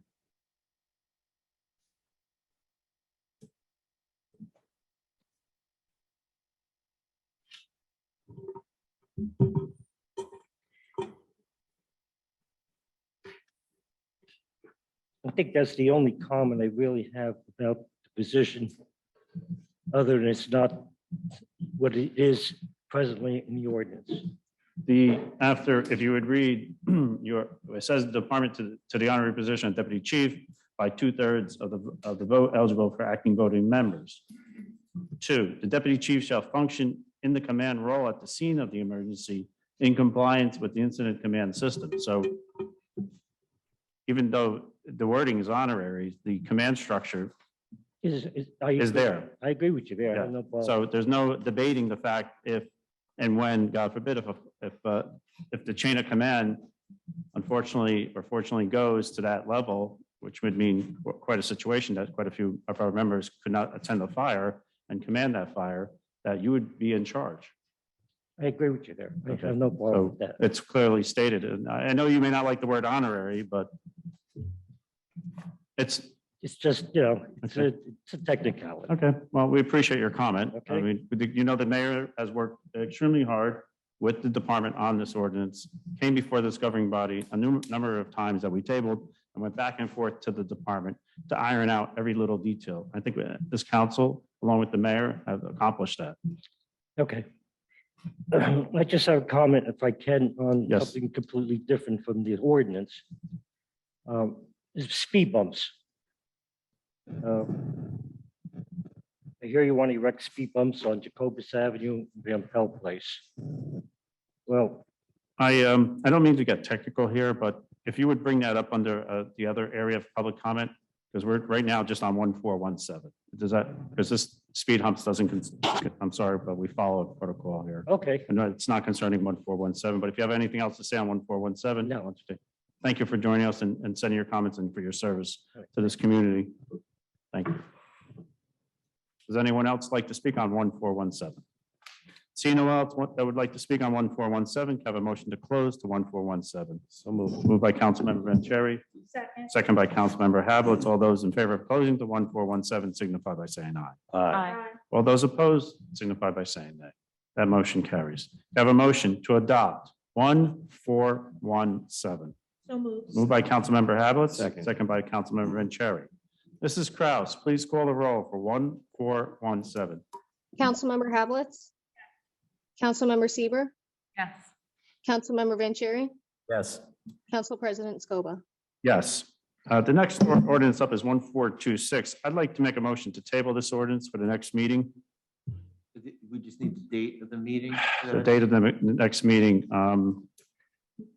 December 6th, I believe, Council President. So it'd be Council President, if I may, for clarity, it'd be a motion to table 1426 to the December 6th meeting. so the motion is to clarify, table ordinance 1426 to the December 6th meeting. Is that good enough, Counselor? It's perfect. Can I have a second to that? Second by Councilmember Vanchery. Is that a roll call, I gather? Yes. Mrs. Kraus, can you please call the roll to table 1426? Councilmember Hablitz, Councilmember Seaver, Councilmember Vanchery, Yes. Council President Scoba. Yes. Mrs. Kraus, please read ordinance 1427. Second reading and public hearing of ordinance number 1427, an ordinance entitled Ordinance of the Township Council of the Township of Little Falls in the County of Passaic, State of New Jersey, amending the Township Code, Chapter 280-6, entitled Zoning Map. Can I have a motion to open to the public hearing on 1427?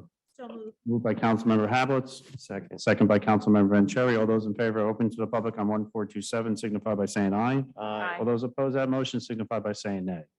The floor is now open on 1427. Seeing no one come forth on 1427, can I have a motion to close to the public hearing? So moved. Moved by Councilmember Vanchery, second by Councilmember Hablitz. All those in favor of closing on 1427 to the public signify by saying aye. Aye. All those opposed to that motion signify by saying nay. Can I have a motion to adopt 1427? So moved. So moved. Moved by Councilmember Vanchery, second by Councilmember Hablitz. Mrs. Kraus, call the roll to adopt ordinance 1427. Councilmember Hablitz, Councilmember Seaver, Yes. Councilmember Vanchery, Yes. Council President Scoba. Yes, at this time, Mrs. Kraus, please read ordinance 1428. Second reading and public hearing of ordinance number 1428, an ordinance entitled, an ordinance amending the code of the Township of Little Falls, Administration of Government, Section 3-7.7. Thank you. Can I have a motion open to the public hearing on 1428? So moved. Moved by Councilmember Vanchery, second by Councilmember Hablitz. All those in favor of opening to the public hearing on 1428 signify by saying aye. Aye. All those opposed signify by saying nay. Motion carries. Seeing no one come forth, can I have a motion to close the public hearing on 1428? So moved. Moved by Councilmember Hablitz, Second. second by Councilmember Vanchery. All those in favor of closing on 1428 signify by saying aye. Aye. Aye. All those opposed signify by saying nay. Have a motion to adopt ordinance 1428. So moved. Moved by Councilmember Vanchery, second by Councilmember Hablitz. Mrs. Kraus, call the roll to adopt 1428. Councilmember Hablitz, Councilmember Seaver, Yes. Councilmember Vanchery, Yes. Council President Scoba. Yes. Mrs. Kraus, please read ordinance 1429. Introduction of ordinance number 1429, an ordinance entitled, an ordinance of the Township Council of the Township of Little Falls in the County of Passaic, State of New Jersey, to amend Chapter 7 on street regulations of the Code of the Township of Little Falls, with a second reading and public hearing scheduled for December 20th, 2021. Can you please call the roll? Where am I? Can I have a motion to introduce ordinance 1429? So moved. Moved by Councilmember Vanchery, Second. second by Councilmember Hablitz. Mrs. Kraus, call the roll to introduce 1429. Councilmember Hablitz, Yes. Councilmember Seaver, Yes. Councilmember Vanchery, Yes. Council President Scoba. Yes. Have a motion to open the meeting for general matters? So moved. Moved by Councilmember Vanchery, Second. second by Councilmember Hablitz. All those in favor of opening to the public for general matters signify by saying aye. Aye. All those opposed signify by saying nay. The floor is now open for general matters.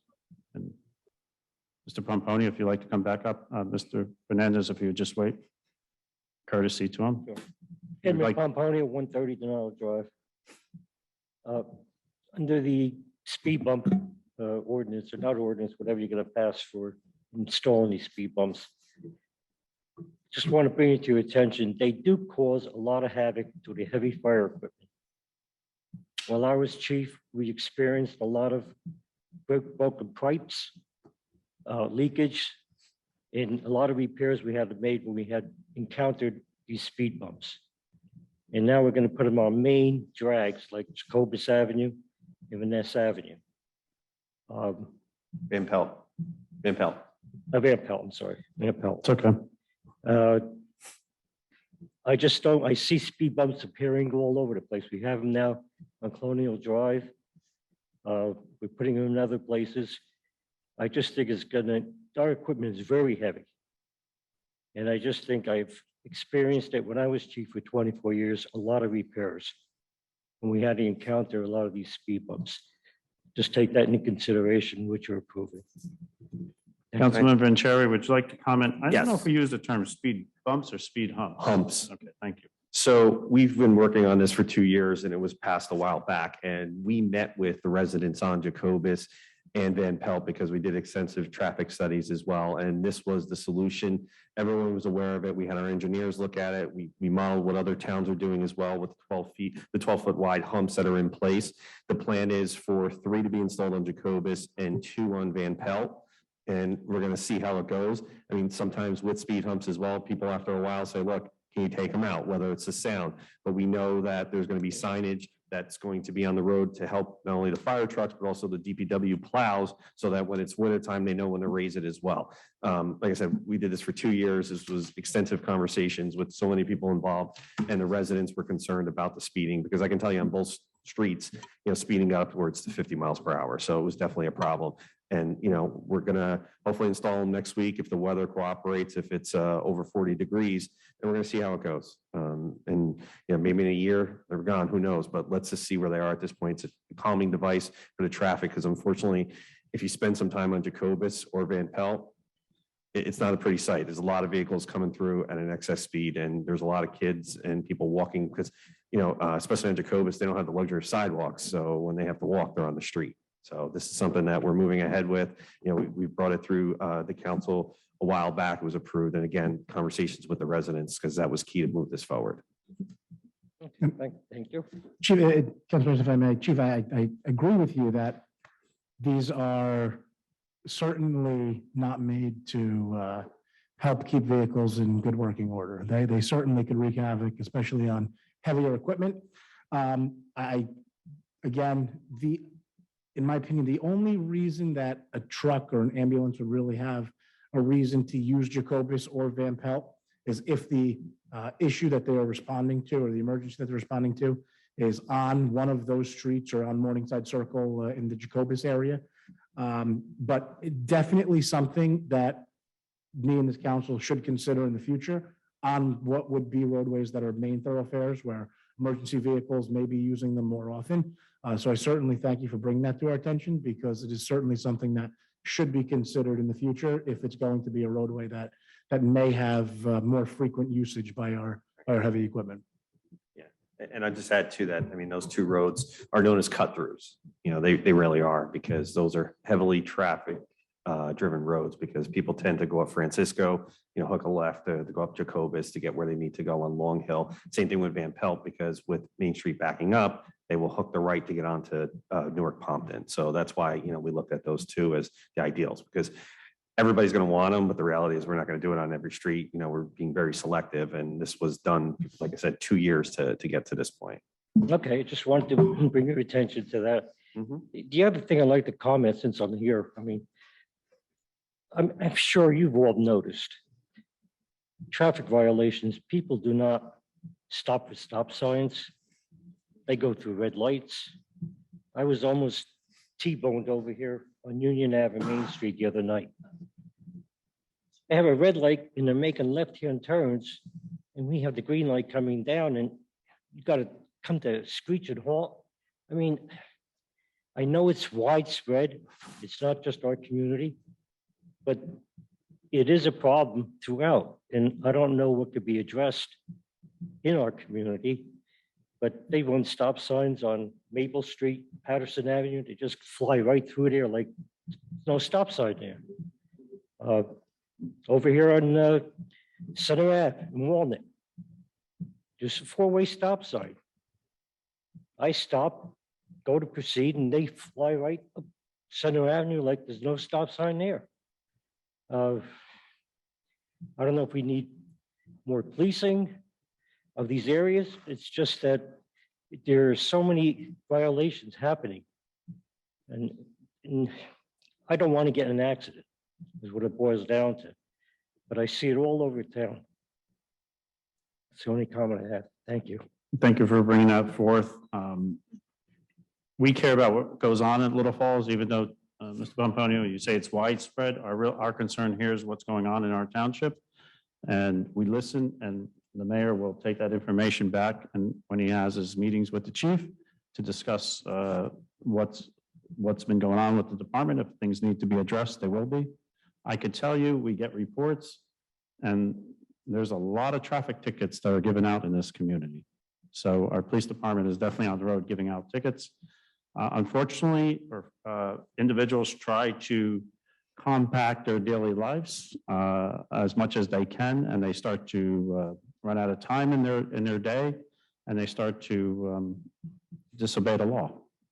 So I agree. I have not witnessed those instances that you're talking about, but we definitely want to keep our community safe. Thank you for the courtesy of Mr. Pomponio. Mr. Fernandez. No problem. Luis Fernandez, 54 Harrison Street. I'd like to go back, Mr. Mayor, to what the ordinance that you read 2 weeks ago, no parking on this side. Do you recall me bringing it up? I do. Okay. I wasn't sure of what I was listening to, so I went on YouTube and I look at the video again, and you clearly states that there is no parking from Ryle Avenue towards the dead end. Am I correct so far? You can read it again. I believe so. I'll take your word for it. Okay. Strangely enough, that's the only place that doesn't have a sign. The other places, from Ryle to Jackson, we used to have a sign on the west side of the street. And he said, no parking on this side. And we had it for quite a while. Well, it's been replaced with a slow down. I have pictures of the flooding of August 15th, 2018, where the sign shows up. So now who replaced that with the slow down sign is beyond my I don't know. The other day, the day after the workshop, Chief of Police, Mr. Steve Post, and the DPW superintendent, I forgot his name, Ron something, Campbell. They were there, and they acknowledged the fact that, yeah, there was a sign there, and now it's no longer there. So my question is, who takes the signs off? Okay. And who puts, let me rephrase it. Who took the no parking sign off and put the slow down? Because no ordinary citizen has access to one of those about this size yellow sign with a guy, with a gentleman with a hand like this saying slow down. That's something that you don't buy in the supermarket or at Home Depot or anything like that. Somebody had to take the sign, the no parking sign, and replace it with a slow down. I'm just wondering why. If you need proof that there was ever a sign there, I can send you a picture. I don't need proof of anything. Again, I'll take your word for it. That's not the issue or the concern. If the ordinance requires a sign to be there, we can certainly replace it. You'd be pleased or maybe dismayed to know that you can buy any of those signs on Amazon, though. As far as the issue that you raised, Chief Post did go to Harrison Street. He spent some time there actually on Veterans Day on November 11th and forwarded me a pretty thorough explanation, or I should say his opinion on the area there. And it reads that he had opportunity yesterday, which was on the 10th actually, to look at Harrison Street to address the issues that you brought up at the council meeting. He said, as you recall, his concern was the one side of the street parking. He inquired about the sign no longer displayed across from his residence. There are two no parking this side signs located on the east side of Harrison between Willow and Jackson. There are no other signs on either side of the street from Jackson to the dead end. The ordinance is attached. The ordinance prohibits parking between Ryle and the dead end on the east side of Harrison, also the west side of Harrison between Madison and the dead end. A few years back, the DPW measured all roadways for width, which would determine one side of the street parking. If the width determined the roadway was too narrow for both side parking, then the fire hydrant side would be the no parking side. The fire hydrants are on the east side of Harrison. Visually, the width of Harrison between Jackson and Madison appears to be the same width as Harrison between Willow and Jackson, which would make the east side between Jackson and Madison. Visually, the width of Harrison between Madison and Ryle is considerably wider than Harrison between Willow and Jackson, between Jackson and Madison, and between Ryle and the dead end. He believes the ordinance is in need of review to reflect the Harrison Street is no parking on the east side between Willow, Jackson, Jackson and Madison, and Ryle and dead end. He further believes that there should be both sides of the street parking on Harrison between Madison and Jackson. This is an issue that we can certainly explore. In the meantime, we can certainly get a sign up if it is required by ordinance. But measuring these roadways to determine where vehicles should or should not be permitted or prohibited from parking to allow for vehicles to pass, and for especially for emergency vehicles, in the chief's opinion, should be explored. So it is something that we can do in the future. In the meantime, we can certainly prohibit parking to err on the side of safety, which would allow emergency vehicles to pass through until we determine that the roadway may be wide enough to actually permit parking on those sides. Well, all I can, finish. Sure. All I can tell you is that there is a no sign between Willow and Jackson. No parking on this side. Then it skips between Jackson and Ryle. And it also skips between Ryle and Madison. So the only no parking right now, the only sign that says no parking on this side of the street is between Willow and Jackson, which is not what the ordinance reads. The ordinance reads Harrison Street east Between side Ryle- from Ryle to Madison. south to dead end, and on the west side from Madison Street north to dead end. There should be a sign there. What I could do is, in the meantime, I could have Is it? these Maybe- signs installed in these I think particular areas. I think we're missing the point of this. The point of this is that not that I want the sign there. It's because somebody removed a sign. Mr. Fernandez, do you know who removed the sign? No, I have no idea. Okay, then I have no one that I can ask the police to press charges against. It is not theft of, well, there may have been a theft of municipal property. I don't know who to charge with that crime. Neither do I. And as a result, all I can do is simply have it replaced, if that's what you're asking. If you're saying you don't want it replaced, then I'm uncertain exactly what it is No that difference you're whether asking it's for. replaced or not. The explanation, when it was put there, I raised that point here. And the explanation that I was given by Mr. Lindsay and Mr. DeSimone at that point is that they measured the street. And since it was too narrow, they came to the conclusion, which it makes perfect sense. So if it was narrow back then, still narrow now, it hasn't been widened.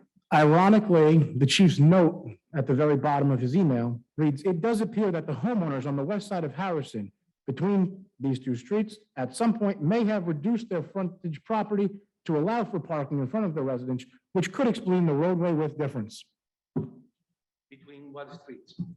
Madison and Ryle. Between Ryle and Madison, correct. Some of them, they, I guess I want to help you. What is it that you're asking? I'm asking the road, granted, you're not gonna press charges against anything or anybody. But what I'm asking is, we have this problem do we have a problem in town? That they steal signs, or the signs are being replaced maybe to the convenience of the homeowner that possessed the house? Because everything seems to be happening, and I know the last time I made sort of an insinuation against a certain homeowner, you said that I had a vendetta against the homeowner of that house. Do you recall that? Absolutely. Okay. I have a vendetta when the fact is that the houses are missing in front of his property. But no, they're not missing, they're being replaced. He dumps the garbage for days and days. Do you recall the email that I sent you? I do. Okay. And I had the municipality and our building department address it After immediately. 15 days, it was removed. No, he was issued a notice immediately. Homeowners are permitted time to rectify any sort of violation or notice that they received, and he did so He did so after 15 days. within the time limits that were After prescribed. 15 Okay. He also dug a hole for 2 months in front of his house and had it disposed. Anybody could have fell in that hole. Did you raise this issue with anybody I in our brought it building to or you. code? And I even took pictures. I don't think I sent you the pictures. I don't Also, recall. the truck. Remember the trailer in the back of his property? Yeah, it was removed again after 15 days. Right, within the time limits that they are permitted to Point rectify I'm the trying to make is situation. that it's not a vendetta. Is that everything happens in front of these homeowners' property. So what you just Another indicated thing- is another each thing- time you have raised an issue, I have had it addressed within 15 days. Okay, another thing. So does that mean that everybody can? Well, That means I if there's a would- violation on your property Mhm. that the township is notified of, you will receive a notice of violation Mhm. and you are given a certain amount of time to rectify the situation. Now, I'm going to go through violations here, and this is not what I wanted to get into over one sign being potentially changed, but I will explain for everyone's sake this, the process. The purpose for these violations and for eventually monetary sanctions and fine being issued against individuals is to gain compliance with whatever it is that they are violating. The township, and look, as mayor dealing with the budget every year, I'm certainly interested in as much revenue as the municipality can earn. The thing is, I don't want to generate revenue against residents for homeowner violations. That's not where I want to see a ton of revenue coming in. But if there is a violation, any homeowner in town is issued something called a notice of violation. It says that you are going to receive sanctions if you do not rectify within a certain time limit. Now, if you received a notice today for some violation on your property and you said to whoever it was that issued the violation in the building department, I'm sorry, I know it says I have 5 days or 10 days to address this issue. I can't do it in 10 days, but I can do it in 12, or give me 1 extra week. I can almost guarantee you here today that the building department will work with that individual, whoever it is, to have that issue addressed. Again, because what we are looking to do is gain compliance. It's not about the $35 that the town may make for somebody violating. It's that we want to have it addressed in perpetuity. So to say that I brought something to your attention, you had it addressed in 15 days, as if you're insinuating that we didn't have it addressed. Anybody in town would be afforded this exact same opportunity by virtue of receiving a notice of violation that allows them a certain amount of time to rectify a violation. I perfectly understand all that, which leads me to the next question. So, and I'm gonna do the same thing. My next garbage pickup date is Thursday on that part of town. Sure. If I put the garbage out today, today's only Monday. By the time I receive the notification, by the time I receive the letter from saying that, you know, I have to comply, it was Thursday went by already. So Mr. it Fernandez, makes no sense to obey the law then. You can put the garbage out at any time. Mr. Fernandez, I'm going to backtrack again. The purpose of these violations and issuing monetary violations is to gain compliance. In the event you are a habitual violator, you're going to be issued an actual violation. Perpetual violation, Absolutely. but with the same occurrence. If you put your garbage out today because you were going on vacation tomorrow morning and you want it to be picked up on Thursday, do you believe that person should be issued, the one time every 4 years that this happens, should that homeowner actually pay a monetary sanction to the town because they put their garbage out on a Monday night without it being picked up on Every Thursday? time I go on vacation, I ask my next door neighbor, can you put the garbage out on Thursday? And that's good practice. Okay? Or on Monday, whatever it is. Sure, And he does the same thing with me. sure. So I don't see why anybody else couldn't do it. Are you alleging that somebody is doing this right now? No, right now, I haven't seen Okay. any garbage. But he. So then again, what can I help you with today? Because I want to address and rectify whatever you're The concerned with. law should be equally for everybody. Sure. For example, you said, and I agree with you, due to the flooding on that area, on Jackson Street, no permits. No, you can get a permit if you're gonna remodel the house or whatever, you won't have to pay. Correct. Okay. You know that the same individual is doing renovations, there is no permits posted anywhere, while the rest of Harrison Street, they all have permits posted on the windows. Did you raise this issue with anyone? No, I'm telling Are you you, raising it here today? right, It will be rectified immediately. I think they are gone. The renovations are finished. But that's not the point. The point is, you know, by the time well, never. Because you try to defend him, you are gonna say that I have a vendetta. I'm trying to. Mr. Fernandez, no one's saying there's a vendetta. I'm listening to He you. did. If you talked about a home on Van Ness right now, I would be responding the exact same way to you. You're using one home in all of your examples. So I'm using. I am talking as a blanket statement He's got to have. that if there is a violation on Street A in town, we don't have a Street A, so this cannot exist in reality. If there is a violation of a homeowner on Street A, and you came to me and said, homeowner number 1, Street A is in violation of this, they would be issued a notice of violation. They would be permitted a certain time frame in which to rectify the violation. It doesn't matter who it is. You're making it about one person. I am not.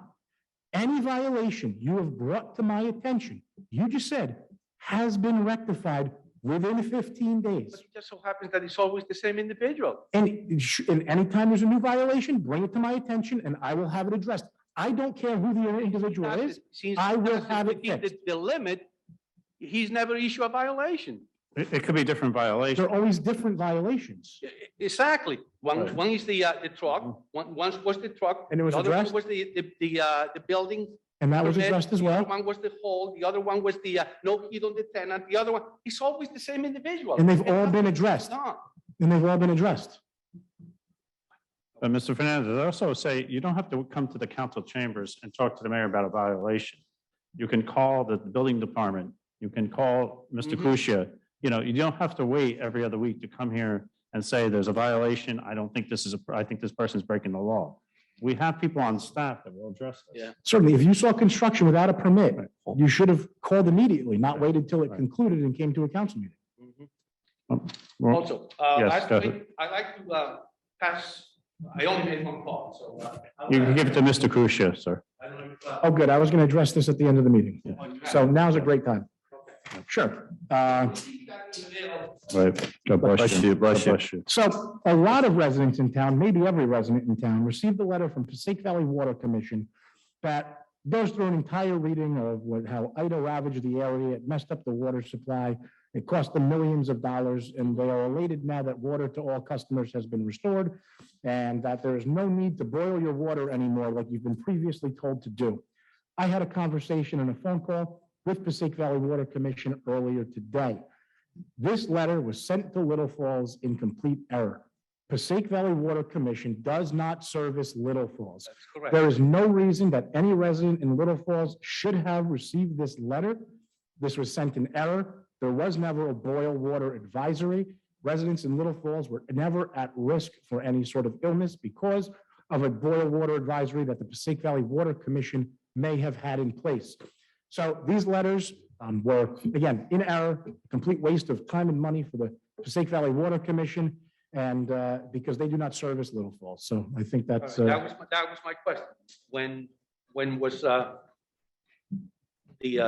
danger of the individuals in Little Falls?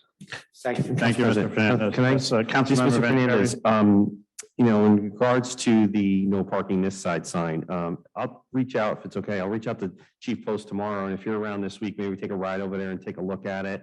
You know, myself, you, Chief Post, and Mr. Campbell, and we could figure out a solution. And I do want to add, sometimes when it comes to signs, they either fall down sometimes, but they also disappear. We've had instances over the years since I've been a councilman where I know signs have been taken, whether it's a stop sign, a parking one, you know, do not enter. So it does happen. I can attest to that. Even talking to Chief Post about it. But we'll take a ride. I'll give you a call tomorrow to see what your schedule is like. We can come and take a look at it. I'm free. Yeah, no. And Yes, thank sir. you, Council Wenzel. Wenzel, for telling me that I didn't know that you can sell those signs on, or was he? No, that was the mayor. Mr. Mayor, I'm sorry. I thought- He's much more into the modern Computer, day. okay. I still go to brick and mortar stores. I still think the Amazon is You can buy some those result. signs. I didn't know. Maybe I can buy a handicap sign and put it in front of my. Can I have a motion to close the public comment? So moved. Moved by Councilmember Vanchery. Second by Councilmember Havelitz. All those in favor of closing the public comment signify by saying aye. Aye. All those opposed signify by saying nay. Before we close out, I just want to thank all the residents for commenting and asking questions. We encourage that. We listen, we act, we have this dialogue. And to those that are in the audience, thank you for showing up. Have a motion to adjourn this meeting. So moved. Moved by Councilmember Seaver. Second. Second by Councilmember Havelitz. All those in favor of adjourning signify by saying aye. Aye. All those opposed signify by saying nay. This meeting is now closed.